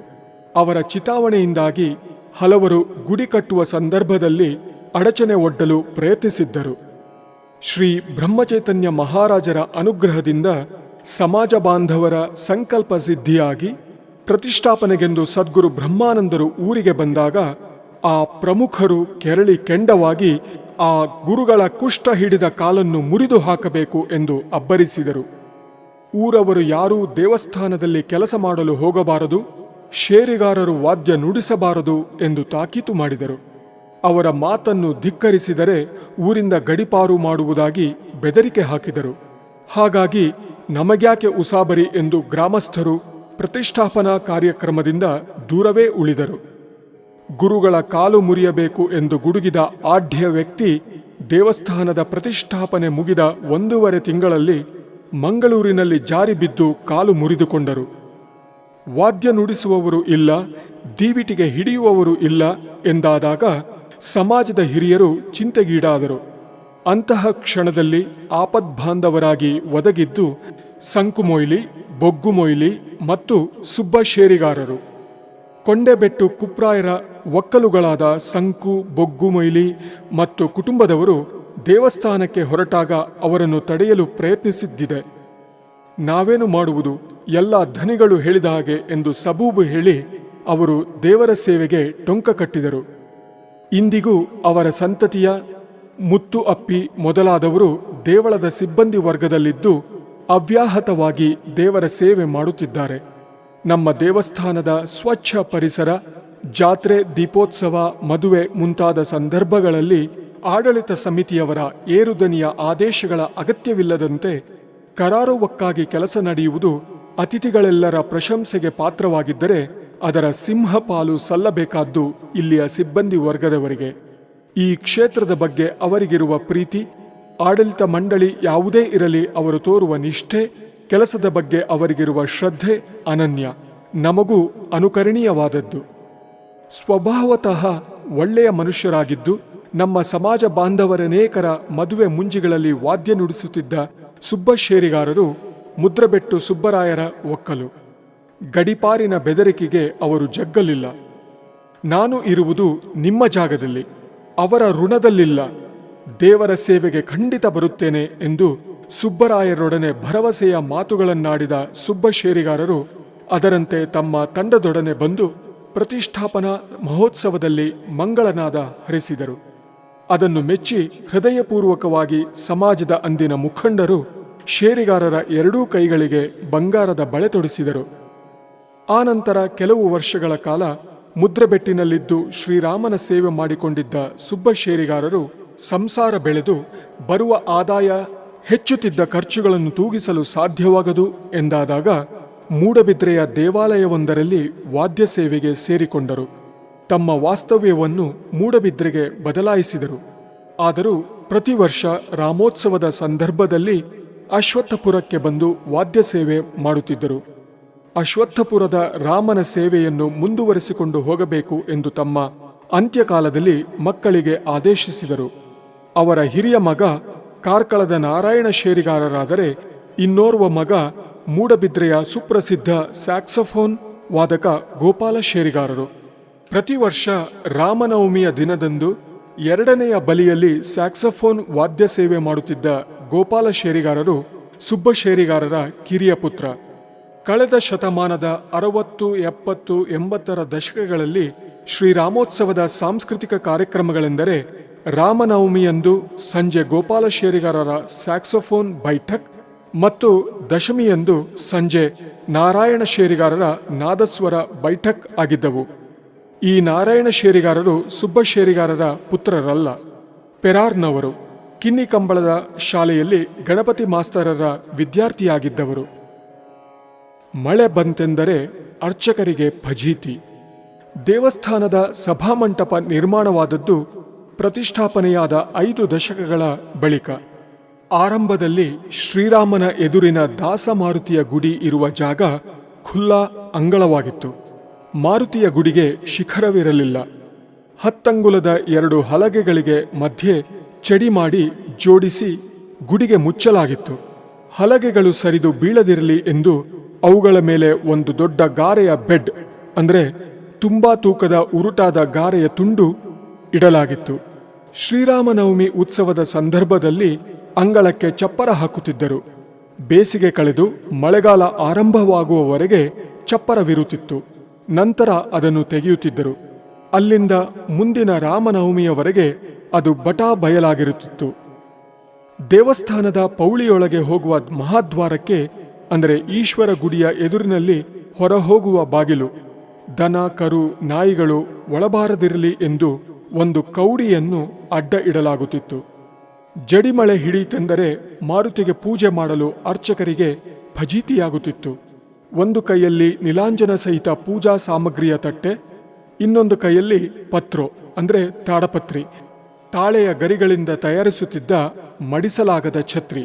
ಕೌಡಿಯನ್ನು ಪಕ್ಕಕ್ಕಿಟ್ಟು ಅಂಗಳಕ್ಕಿಳಿಯಬೇಕು. ಗಾಳಿ ಮಳೆಯಲ್ಲಿ ಆರತಿ ನಂದದಂತೆ ನೋಡಿಕೊಳ್ಳಬೇಕು. ಪತ್ರೋ ಹಾರಿ ಹೋಗದಂತೆ ಹಿಡಿಯಬೇಕು. ಭಟ್ರು ಪೂರಾ ಒದ್ದೆ ಮುದ್ದೆ. ಕಷ್ಟವೇ ಆಗುತ್ತಿತ್ತು. ಈ ಸಮಸ್ಯೆಗೆ ಪರಿಹಾರವಾಗಿ ನಂತರದಲ್ಲಿ ಮಳೆಗಾಲ ಆರಂಭವಾಗುವಾಗ ಚಪ್ಪರ ತೆಗೆದು ಮಹಾದ್ವಾರದಿಂದ ಮಾರುತಿ ಗುಡಿಯವರೆಗೆ ಅಂದರೆ ಈಗ ದೊಡ್ಡ ಗಂಟೆ ಹಾಕಿರುವಲ್ಲಿಯವರೆಗೆ ಅಡಿಕೆ ಕಂಬಗಳನ್ನು ನೆಟ್ಟು ವಯ್ಯಾಪುರ ಸಿದ್ಧಪಡಿಸತೊಡಗಿದರು. ಶ್ರೀರಾಮೋತ್ಸವದಿಂದ ತೊಡಗಿ ಬೇಸಿಗೆಯ ದಿನಗಳು ಮುಗಿಯುವವರೆಗೆ ಯಥಾಪ್ರಕಾರ ಚಪ್ಪರವಿರುತ್ತಿತ್ತು. ಕಾಲಕ್ರಮೇಣ ಅಡಿಕೆ ಕಂಬಗಳ ಜಾಗದಲ್ಲಿ ಕಲ್ಲಿನ ಕುಂದಗಳು ಬಂದವು. 60ರ ದಶಕದ ಆರಂಭದಲ್ಲಿ ಈಗಿರುವ ಭವ್ಯವಾದ ಸಭಾಮಂಟಪ ನಿರ್ಮಾಣವಾಯಿತು. ಮುಂದಿನ 40 ವರ್ಷಗಳ ಕಾಲ ಶ್ರೀರಾಮಕೃಪಾ ವಸತಿಗೃಹ ಹಾಗೂ ಸಾವಿತ್ರಿ ಸಭಾಸದನಗಳನ್ನು ಕಟ್ಟಿಸುವವರೆಗೆ ಮಹಾಸಭೆ, ಮದುವೆ, ಉಪನಯನ, ಉಪನ್ಯಾಸ, ವಾದ್ಯಗೋಷ್ಠಿ, ಸಂಗೀತ ಕಚೇರಿ ಮೊದಲಾದ ಸಾಮಾಜಿಕ ಸಾಂಸ್ಕೃತಿಕ ಕಾರ್ಯಕ್ರಮಗಳು ಜರುಗುತ್ತಿದ್ದುದು ಈ ಸಭಾಮಂಟಪದಲ್ಲಿ. ಕಸಲ್ ಮಲಾಮತಿ, ಕಶಿಕರ್ಚಿ, ಒಚ್ಚಾಗು ಕೊಂಡೆಟ್ಟಾಗು, ಕುಪ್ರಾಯ, ಗುಲ್ಕಾಡ್. ಸದ್ಗುರು ಬ್ರಹ್ಮಾನಂದರು ಪ್ರತಿಷ್ಠಾಪನೆ ಮಾಡಿದ್ದು ಎಂತಹ ಮಾರುತಿಗೆ!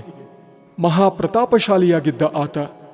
ಸುತ್ತಮುತ್ತಲ ಪ್ರದೇಶದ ಜನರೆಲ್ಲ ಹೆದರಿ ನಡುಗುತ್ತಿದ್ದರು ಆ ಹನುಮಂತನನ್ನು ಕಂಡರೆ. ಗುರುಗಳ ಕಾಲು ಮುರಿಯಬೇಕು ಎಂದು ರೇಗಾಡಿದ್ದ ಊರಿನ ಶ್ರೀಮಂತ ವ್ಯಕ್ತಿ ಕೂಡ ಪ್ರತಿ ವರ್ಷ ತಪ್ಪದೆ ಆಂಜನೇಯನಿಗೆ ಕಾಣಿಕೆ ಒಪ್ಪಿಸುತ್ತಿದ್ದರು. ಅಂತಹ ಮಾರುತಿ ಅದೊಂದು ರಾತ್ರಿ ಭೂಮಿ ಅದುರುವಂತೆ ಗರ್ಜಿಸಿ ಗ್ರಾಮಸ್ಥರನ್ನೆಲ್ಲ ಬೆಚ್ಚಿ ಬೀಳಿಸಿದ್ದ. ಆ ದಿನ ಸಂಜೆಯೇ ಆರಂಭವಾಗಿತ್ತು ವಿಪರೀತ ಗಾಳಿ ಮಳೆ. ನೂಯಿ ಮಹಾದೇವರಾಯರು ಅಂಗಡಿಯ ಬಾಗಿಲು ಮುಚ್ಚಿದ ಬಳಿಕ ಮಳೆಯ ಅಬ್ಬರಕ್ಕೆ ಹೆದರಿ ಮನೆಗೆ ಹಿಂದಿರುಗದೆ ದೇವಸ್ಥಾನದಲ್ಲೇ ಉಳಿದುಕೊಂಡರು. ರಾತ್ರಿಯಾಗುವಾಗ ಅಡರಿನಿಂದ ಹೊಡೆದಂತೆ ಮಳೆ ಸುರಿಯತೊಡಗಿತು. ಅವಸರದಲ್ಲಿ ನಿತ್ಯದ ಕಾರ್ಯಗಳನ್ನು ಮುಗಿಸಿ ಗ್ರಾಮಸ್ಥರೆಲ್ಲರೂ ಹೊದ್ದು ಮಲಗಿದರು. ದೇವಸ್ಥಾನದ ಹಿಂಭಾಗದಲ್ಲಿದ್ದ ಮನೆಯಲ್ಲಿ ಪಟ್ಟೆ ಸದಾಶಿವ ಭಟ್ಟರು ನಿದ್ರಾವಶರಾದರು. ನೂಯಿ ಮಹಾದೇವರಾಯರು ಲಾಟೀನಿನ ಉರಿಯನ್ನು ಸಣ್ಣಗೆ ಮಾಡಿ ಈಶ್ವರ ಗುಡಿಯ ಎದುರಿನ ಕಟ್ಟೆಯಲ್ಲಿ ಅಡ್ಡಾದರು. ಆಗಿನ್ನೂ ಈಶ್ವರನ ಪ್ರತಿಷ್ಠಾಪನೆಯಾಗಿರಲಿಲ್ಲ. ಮಧ್ಯರಾತ್ರಿಯಾಯಿತು. ಮಳೆಯ ತೀವ್ರತೆ ಒಂದಿನಿತೂ ಕಡಿಮೆಯಾಗಲಿಲ್ಲ. ಆಗ ಧ್ವನಿಸಿತು ನೆಲ ಕಂಪಿಸುವಂತಹ ಭಯಾನಕ ಕೂಗು. ದೇವಸ್ಥಾನದ ಬಡುಗು ದಿಕ್ಕಿನಲ್ಲಿ ಹಿಂದೆ ಮರಮಟ್ಟುಗಳನ್ನು ಒತ್ತಟ್ಟಿಗಿಡಲಾಗಿತ್ತಲ್ಲ, ಆ ಗೇರು ಮರದ ತುದಿಯಿಂದ 5 ನಿಮಿಷಗಳ ಸುದೀರ್ಘ ಆರ್ಭಟ. ದಶ ದಿಕ್ಕುಗಳಲ್ಲೂ ಮೊಳಗುವಂತೆ 3 ಬಾರಿ. ಪಟ್ಟೆ ಸದಾಶಿವ ಭಟ್ಟರ ಸಹಿತ ಭಯಭೀತರಾದ ಗ್ರಾಮಸ್ಥರೆಲ್ಲ ಪೂರ್ತಿ ಮುಸುಕೆಳೆದು ಹಾಸಿಗೆಯಲ್ಲೇ ಮುದುಡಿಕೊಂಡರು. ದೇವಸ್ಥಾನದಲ್ಲಿ ಒಂಟಿಯಾಗಿದ್ದ ನೂಯಿ ಮಹಾದೇವರಾಯರು ಹೆದರಿ ನಡುಗತೊಡಗಿದರು. ಕೂಗು ನಿಂತೊಡನೆ ಶುರುವಾಯಿತು ಈಶ್ವರ ಗುಡಿಯ ಅಟ್ಟದ ಮೇಲೆ ಧಡಬಡ ಧಡಬಡ ಶಬ್ದ. ಕಾರ್ಕಳದಲ್ಲಿ ಕೆತ್ತಿಸಿದ್ದ ರಾಮ, ಲಕ್ಷ್ಮಣ, ಜಾನಕಿಯರ ಮೂರ್ತಿಗಳನ್ನು, ಬೇಡವಾದ ರೀಪು ಪಕ್ಕಾಸುಗಳನ್ನು ಅಟ್ಟದಲ್ಲಿ ಜೋಡಿಸಿಟ್ಟಿದ್ದರು. ಕಳ್ಳರೇನಾದರೂ ದೇವಸ್ಥಾನದೊಳಗೆ ನುಗ್ಗಿದರು ಎಂದು ಭಯಗೊಂಡ ಮಹಾದೇವರಾಯರು ಲಾಟೀನು ಉರಿಯನ್ನು ದೊಡ್ಡದು ಮಾಡಿ ಶಬ್ದ ಬಂದ ಕಡೆ ಓಡಿದರೆ, ಪೌಳಿಯ ಇನ್ನೊಂದು ತುದಿಯಲ್ಲಿ ಮರಮಟ್ಟುಗಳನ್ನು ಎತ್ತಿ ಹಾಕಿದಂತೆ ಬುಡುಂ ಎನ್ನುವ ಶಬ್ದ. ಹೀಗೆ ಹಲವು ಬಾರಿ ನಡೆಯಿತು. ಭಯದಲ್ಲಿ ಅತ್ತ ನಲಿದು ಮಹಾದೇವರಾಯರು ಬಸವಳಿದರು. ಇಷ್ಟೆಲ್ಲ ಗೊಂದಲದ ನಡುವೆ ಎದೆ ನಡುಗಿಸುವ ಕೂಗಿಗೆ ಜಗ್ಗದೆ, ಮುಸಲಧಾರೆಗೆ ಸೊಪ್ಪು ಹಾಕದೆ ಸರಿ ರಾತ್ರಿಯಲ್ಲಿ ದೇವಸ್ಥಾನಕ್ಕೆ ಹೊರಡುವ ಧೈರ್ಯ ತೋರಿದವರು ಒಬ್ಬರೇ, ಮುದ್ರಬೆಟ್ಟು ಗುರುಕಾರರು. ತಲೆಗೆ ಮುಂಡಾಸು ಸುತ್ತಿ, ಮೈಮೇಲೆ ಶಾಲು ಹೊದ್ದು, ಕೈಯಲ್ಲಿ ಲಾಟೀನು ಹಿಡಿದು, ಸೊಂಟದಲ್ಲಿದ್ದ ಬೀಗದ ಕೈಗಳ ಗೊಂಚಲನ್ನು ಝಣಝಣಿಸುತ್ತಾ ಗುರುಕಾರರು ದೇವಸ್ಥಾನಕ್ಕೆ ಧಾವಿಸಿದರು. ಮದ್ದಿ, ಹೇ ಮದ್ದಿ ಎಂದು ಗುರುಕಾರರು ಕರೆಯುತ್ತಿದ್ದರೆ ಒಳಗಿದ್ದ ಮಹಾದೇವರಾಯರಿಗೆ ಮಾತನಾಡಲು ಉಸಿರಿಲ್ಲ. ಒಂದೆಡೆ ಚಳಿ, ಇನ್ನೊಂದೆಡೆ ಗಾಬರಿ, ಒಟ್ಟಾರೆ ಹೆದರಿ ಹೋಗಿದ್ದರು. ಮಹಾದೇವರಾಯರು ಮೆಲ್ಲನೆ ಅಳುಕುತ್ತಾ ಬಾಗಿಲು ತೆರೆದರು. ಆ ವೇಳೆಗೆ ಸದಾಶಿವ ಭಟ್ಟರು ಅಲ್ಲಿಗೆ ಬಂದರು. ಇದೇನು ಅನಾಹುತ ಎಂದು ಮೂವರೂ ಮಾತನಾಡುತ್ತಾ ಕುಳಿತು ರಾತ್ರಿ ಬೆಳಗು ಮಾಡಿದರು. ಗಾಳಿ ಮಳೆ ನಿಂತಿತು. ಒಂಟಿಮಾರು ರಾಮಣ್ಣ ಮಾಸ್ತರರು, ಕೇಂಜೆ ಸಂಕಪ್ಪಯ್ಯನವರು, ನೂಯಿ ಸೀತಾರಾಮರಾಯರು ಮುಂತಾದ ಮುಖ್ಯಸ್ಥರನ್ನು ಕರೆಯಲು ಜನ ಹೋಯಿತು. ಎಲ್ಲರೂ ಸೇರಿದಾಗ ಎದುರಾದ ಪ್ರಶ್ನೆ, ಏನು ಮಾಡುವುದು? ತೋರಿದ ಮಾರ್ಗ, ಹೋಗೋಣ ಕೊಂಡೆಬೆಟ್ಟಿಗೆ. ಕೊಂಡೆಬೆಟ್ಟಿನ ಕುಪ್ರಾಯ ಭಟ್ರು ಬಲ್ಮೆ ಹೇಳುವುದರಲ್ಲಿ ಎತ್ತಿದ ಕೈ. ನಾಟಿ ವೈದ್ಯದಲ್ಲೂ ಸಿದ್ಧಹಸ್ತರು. ಹಿರಿಯರೆಲ್ಲ ಕೊಂಡೆಬೆಟ್ಟಿಗೆ ಹೋಗಿ, ಕುಪ್ರಾಯ, ಕವಡೆ ತೆಗೆ ಎಂದರು. ರಾಮಣ್ಣ ಮಾಸ್ತರರು 4 ಆಣೆ ಕಾಣಿಕೆ ಸಲ್ಲಿಸಿದರು. ಕವಡೆ ಹಾಕಿದ ಕುಪ್ರಾಯರು ಬಲ್ಮೆ ನುಡಿದರು. ಕಾಣಿಕೆ ಇಟ್ಟ ಲಗ್ನದಲ್ಲಿ ಕಂಡು ಬರುವುದು, ನನಗೆ ಚಳಿ ಆಗ್ತದೆ, ಏನು ಮಾಡ್ತೀರಿ? ಹನುಮಂತ ಕೇಳ್ತಾ ಇದ್ದಾನೆ. ಥಟ್ಟನೆ ಪಂಚರಿಗೆ ತಮ್ಮ ತಪ್ಪಿನ ಅರಿವಾಯಿತು. ದೇವಸ್ಥಾನದ ಅಂಗಳದಲ್ಲಿ ಶ್ರೀರಾಮೋತ್ಸವದ ಸಂದರ್ಭದಲ್ಲಿ ಹಾಕಿಸಿದ ಚಪ್ಪರವನ್ನು ಬೇಸಿಗೆ ಕಾಲ ಕಳೆದಾಗ ತೆಗೆಸಲಾಗಿತ್ತು. ಪುರ್ಸೊತ್ತಿಲ್ಲ ಎಂದು ವಯ್ಯಾಪುರ ಕಟ್ಟಿಸುವುದನ್ನು ಮುಂದೂಡಲಾಗಿತ್ತು. ಜಡಿ ಮಳೆ ಹಿಡಿದಾಗ ಮಾರುತಿಯ ಗುಡಿಗೆ ಮುಚ್ಚಲಾಗಿದ್ದ ಮರದ ಹಲಗೆಗಳ ಸಂದಿಯಿಂದ ಮಾರುತಿಯ ಮೇಲೆ ಧಾರಾಕಾರವಾಗಿ ನೀರು ಸೋರುತ್ತಿತ್ತು. ತತ್ಕ್ಷಣ ಎಲ್ಲರೊಡನೆ ದೇವಸ್ಥಾನಕ್ಕೆ ಹಿಂದಿರುಗಿದ ರಾಮಣ್ಣ ಮಾಸ್ತರರು ಒಂಟಿಮಾರಿನ ಒಕ್ಕಲುಗಳಿಗೆ ಕರೆ ಕಳುಹಿಸಿದರು. ಮಧ್ಯಾಹ್ನದೊಳಗೆ ವೈಯಾಪುರ ಸಿದ್ಧವಾಯಿತು. ರಾಮೋತ್ಸವದಲ್ಲೇಕೆ ತಾಳಮದ್ದಲೆ? ಸದ್ಗುರು ಶ್ರೀ ಬ್ರಹ್ಮಾನಂದ ಮಹಾರಾಜರು ಪ್ರಭು ಶ್ರೀರಾಮಮೂರ್ತಿಯ ಪ್ರತಿಷ್ಠಾಪನೆ ನೆರವೇರಿಸಿ 1 ವರ್ಷವಾಗುತ್ತಾ ಬಂತು. 1916ನೇ ಇಸವಿಯ ಚೈತ್ರ ಮಾಸ ಹತ್ತಿರವಾದಾಗ ಶ್ರೀರಾಮೋತ್ಸವದ ಆಚರಣೆಗೆ ಸಿದ್ಧತೆ ನಡೆದವು. ಕೊಂಡಬೆಟ್ಟು ನಾರಣಪ್ಪಯ್ಯನವರ ಮನೆಯಿಂದ ದೇವರ ಮಂಟಪ ತಂದು ಅದಕ್ಕೆ ಬಡಿಗೆಗಳನ್ನು ಕಟ್ಟಿ ಪಾಲಕಿ ಸಿದ್ಧಪಡಿಸಿದರು. ಕೊಡಿಮರಕ್ಕೆಂದು ತುಂಬಾ ಎತ್ತರವಾಗಿ ಬೆಳೆದ ಪುಷ್ಟ ಅಡಿಕೆ ಮರವೊಂದನ್ನು ಕಡಿದು ತಂದರು. ಆ ದಿನಗಳಲ್ಲಿ ಮೂಡಬಿದ್ರೆಯ ಶಾಲೆಯಲ್ಲಿ ಮುಖ್ಯೋಪಾಧ್ಯಾಯರಾಗಿದ್ದ ಒಂಟಿಮಾರು ರಾಮಣ್ಣ ಮಾಸ್ತರರಿಗೆ ಎಕ್ಕಾರಿನ ಕೃಷ್ಣಯ್ಯನವರು ಸಹಾಯಕರಾಗಿದ್ದರು. ಅವರಿಗೆ ತೈಲವರ್ಣ ಚಿತ್ರ ತಯಾರಿಸುವ ಜಾಣ್ಮೆ ಇತ್ತು. ದ್ರೋಣಗಿರಿಯನ್ನು ಹೊತ್ತ ಆಂಜನೇಯನ ಸುಂದರವಾದ ಚಿತ್ರವೊಂದನ್ನು ಅವರು ಪರದೆಯಲ್ಲಿ ರಚಿಸಿಕೊಟ್ಟರು. ಅದಕ್ಕೆ ಮೇಲೆ ಕೆಳಗೆ 2 ಮರದ ರೋಲುಗಳನ್ನು ಜೋಡಿಸಿ ಬೇಕೆಂದಾಗ ಸುತ್ತಿಡುವಂತೆಯೂ ಮೇಲ್ಭಾಗದ ರೋಲಿಗೆ ಉಂಗುರವನ್ನು ಅಳವಡಿಸಿ ಹಗ್ಗ ಬಿಗಿದು ಪರದೆಯನ್ನು ಏರಿಳಿಸುವಂತೆಯೂ ವ್ಯವಸ್ಥೆ ಮಾಡಲಾಯಿತು. ಮಂಜನಬೈಲಿನ ದೇವಪ್ಪಾಚಾರು, ಅಣ್ಣಯ್ಯಾಚಾರು ಮತ್ತು ಅವರ ತಂಡ ಅಡುಗೆಯ ಜವಾಬ್ದಾರಿಯನ್ನು ವಹಿಸಿಕೊಂಡಿತು.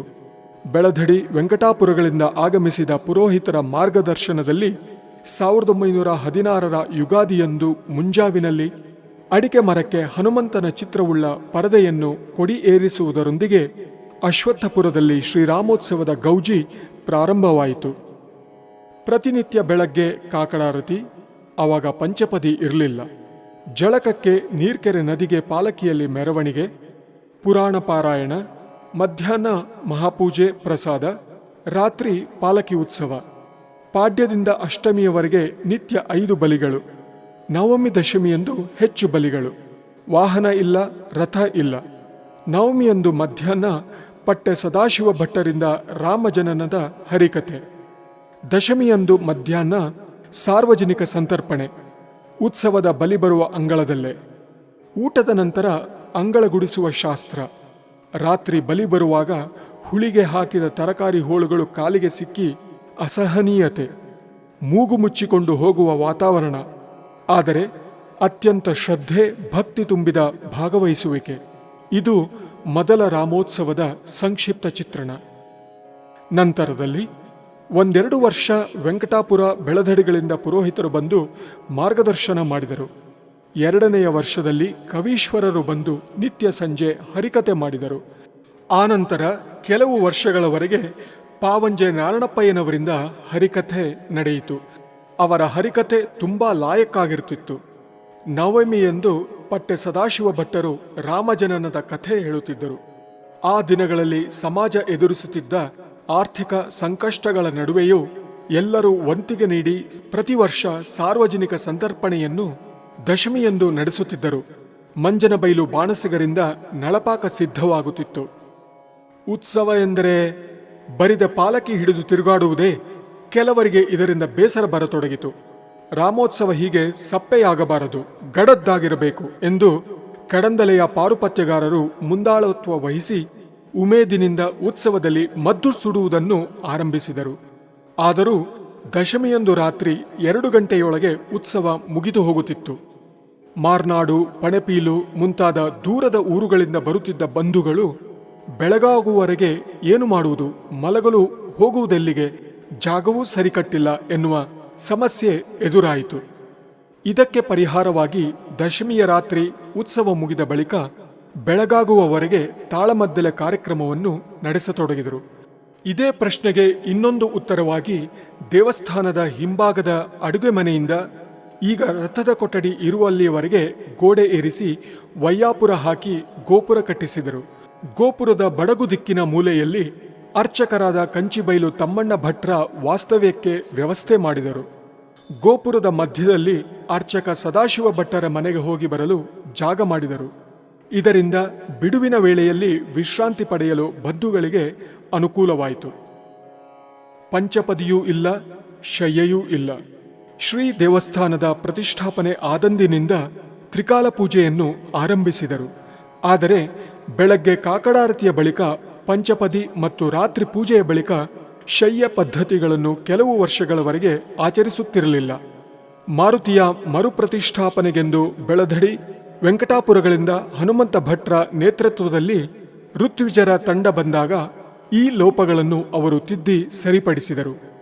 ಕಾಕಡಾರತಿಯ ನಂತರ ಪಂಚಪದಿಯನ್ನು ನಡೆಸುವ ಕ್ರಮವನ್ನು ಕಲಿಸಿದರು. ರಾತ್ರಿ ಪೂಜೆಯಾದ ಬಳಿಕ ರಾಮನಿಗೆ ಶಯ್ಯೆಯ ವ್ಯವಸ್ಥೆಯಾಗಬೇಕು.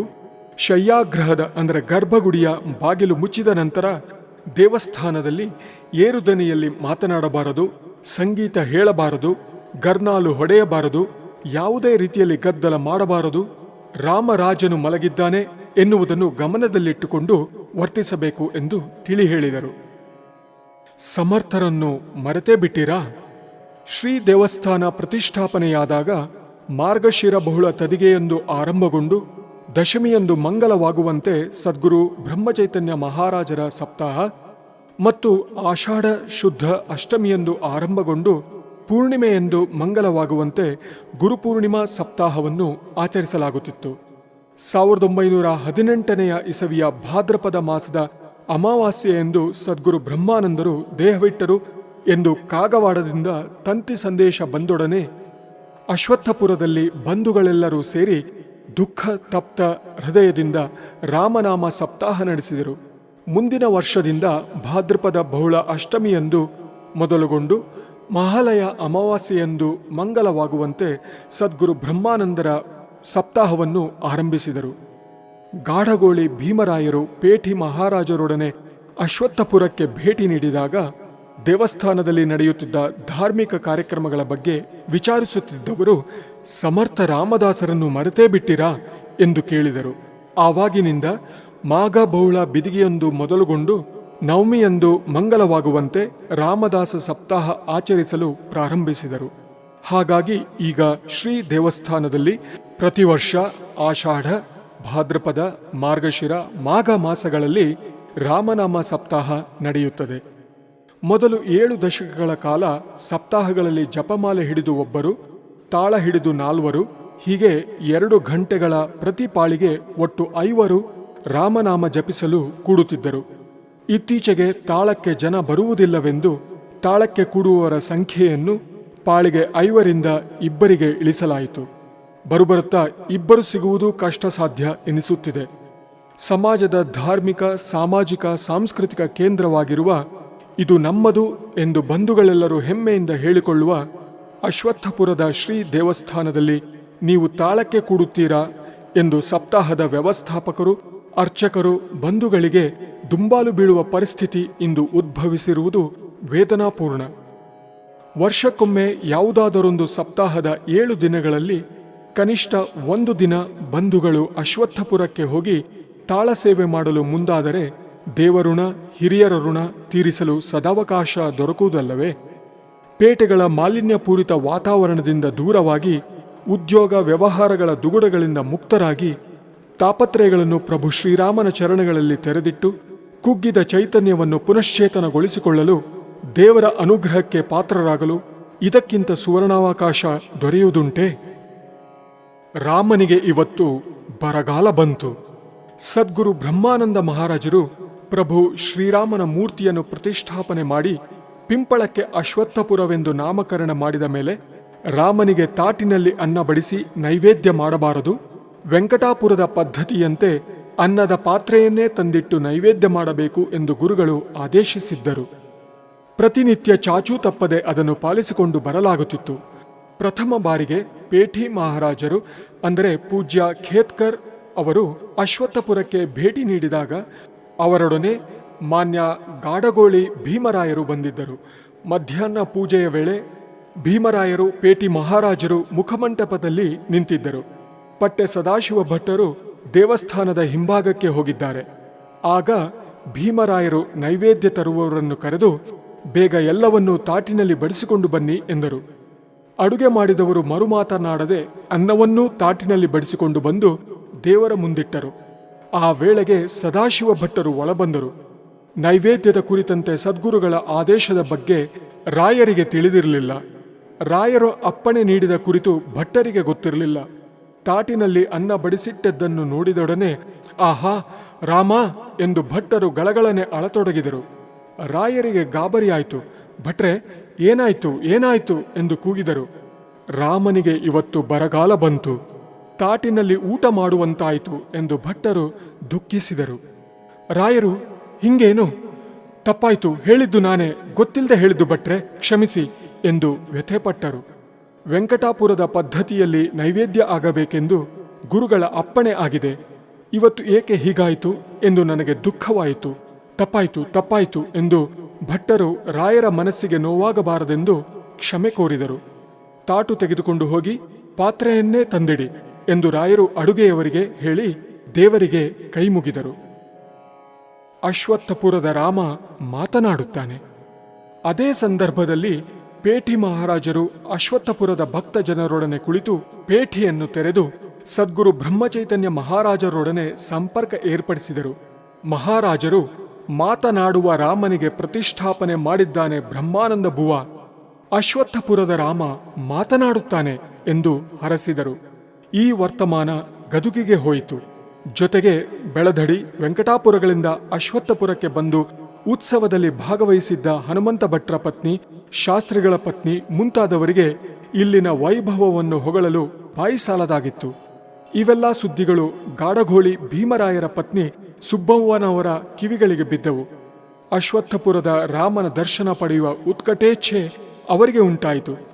ನನಗೂ ಅಶ್ವತ್ಥಪುರಕ್ಕೆ ಕರೆದುಕೊಂಡು ಹೋಗಿ ಎಂದು ಸುಬ್ಬವ್ವ ರಾಯರಿಗೆ ದುಂಬಾಲು ಬಿದ್ದರು. ನಿನಗೇನು ಹುಚ್ಚು ಹಿಡಿದಿದೆ? ಅಶ್ವತ್ಥಪುರದ ರಾಮ ಮಾತಾಡ್ತಾನೆ, ಬೆಳದಡಿಯ ರಾಮ ಮಾತಾಡೋದಿಲ್ಲೇನು? ಇಬ್ಬರೂ ಮಾತಾಡ್ತಾರೆ. ಅವನು ಕರ್ರಗಿದ್ದಾನೆ, ಇವನು ಬೆಳ್ಳಗಿದ್ದಾನೆ ಅಷ್ಟೇ ಎಂದು ರಾಯರು ಪತ್ನಿಗೆ ಸಮಾಧಾನ ಹೇಳಿದರು. ಸುಬ್ಬವ್ವನವರ ಆಕಾಂಕ್ಷೆ ಈಡೇರಲೇ ಇಲ್ಲ. ಗಣಪತಿ ಮಾಸ್ತರ್ ಉವಾಚದ ಉಳಿದ ಭಾಗ ಮುಂದೊಂದು ದಿನ.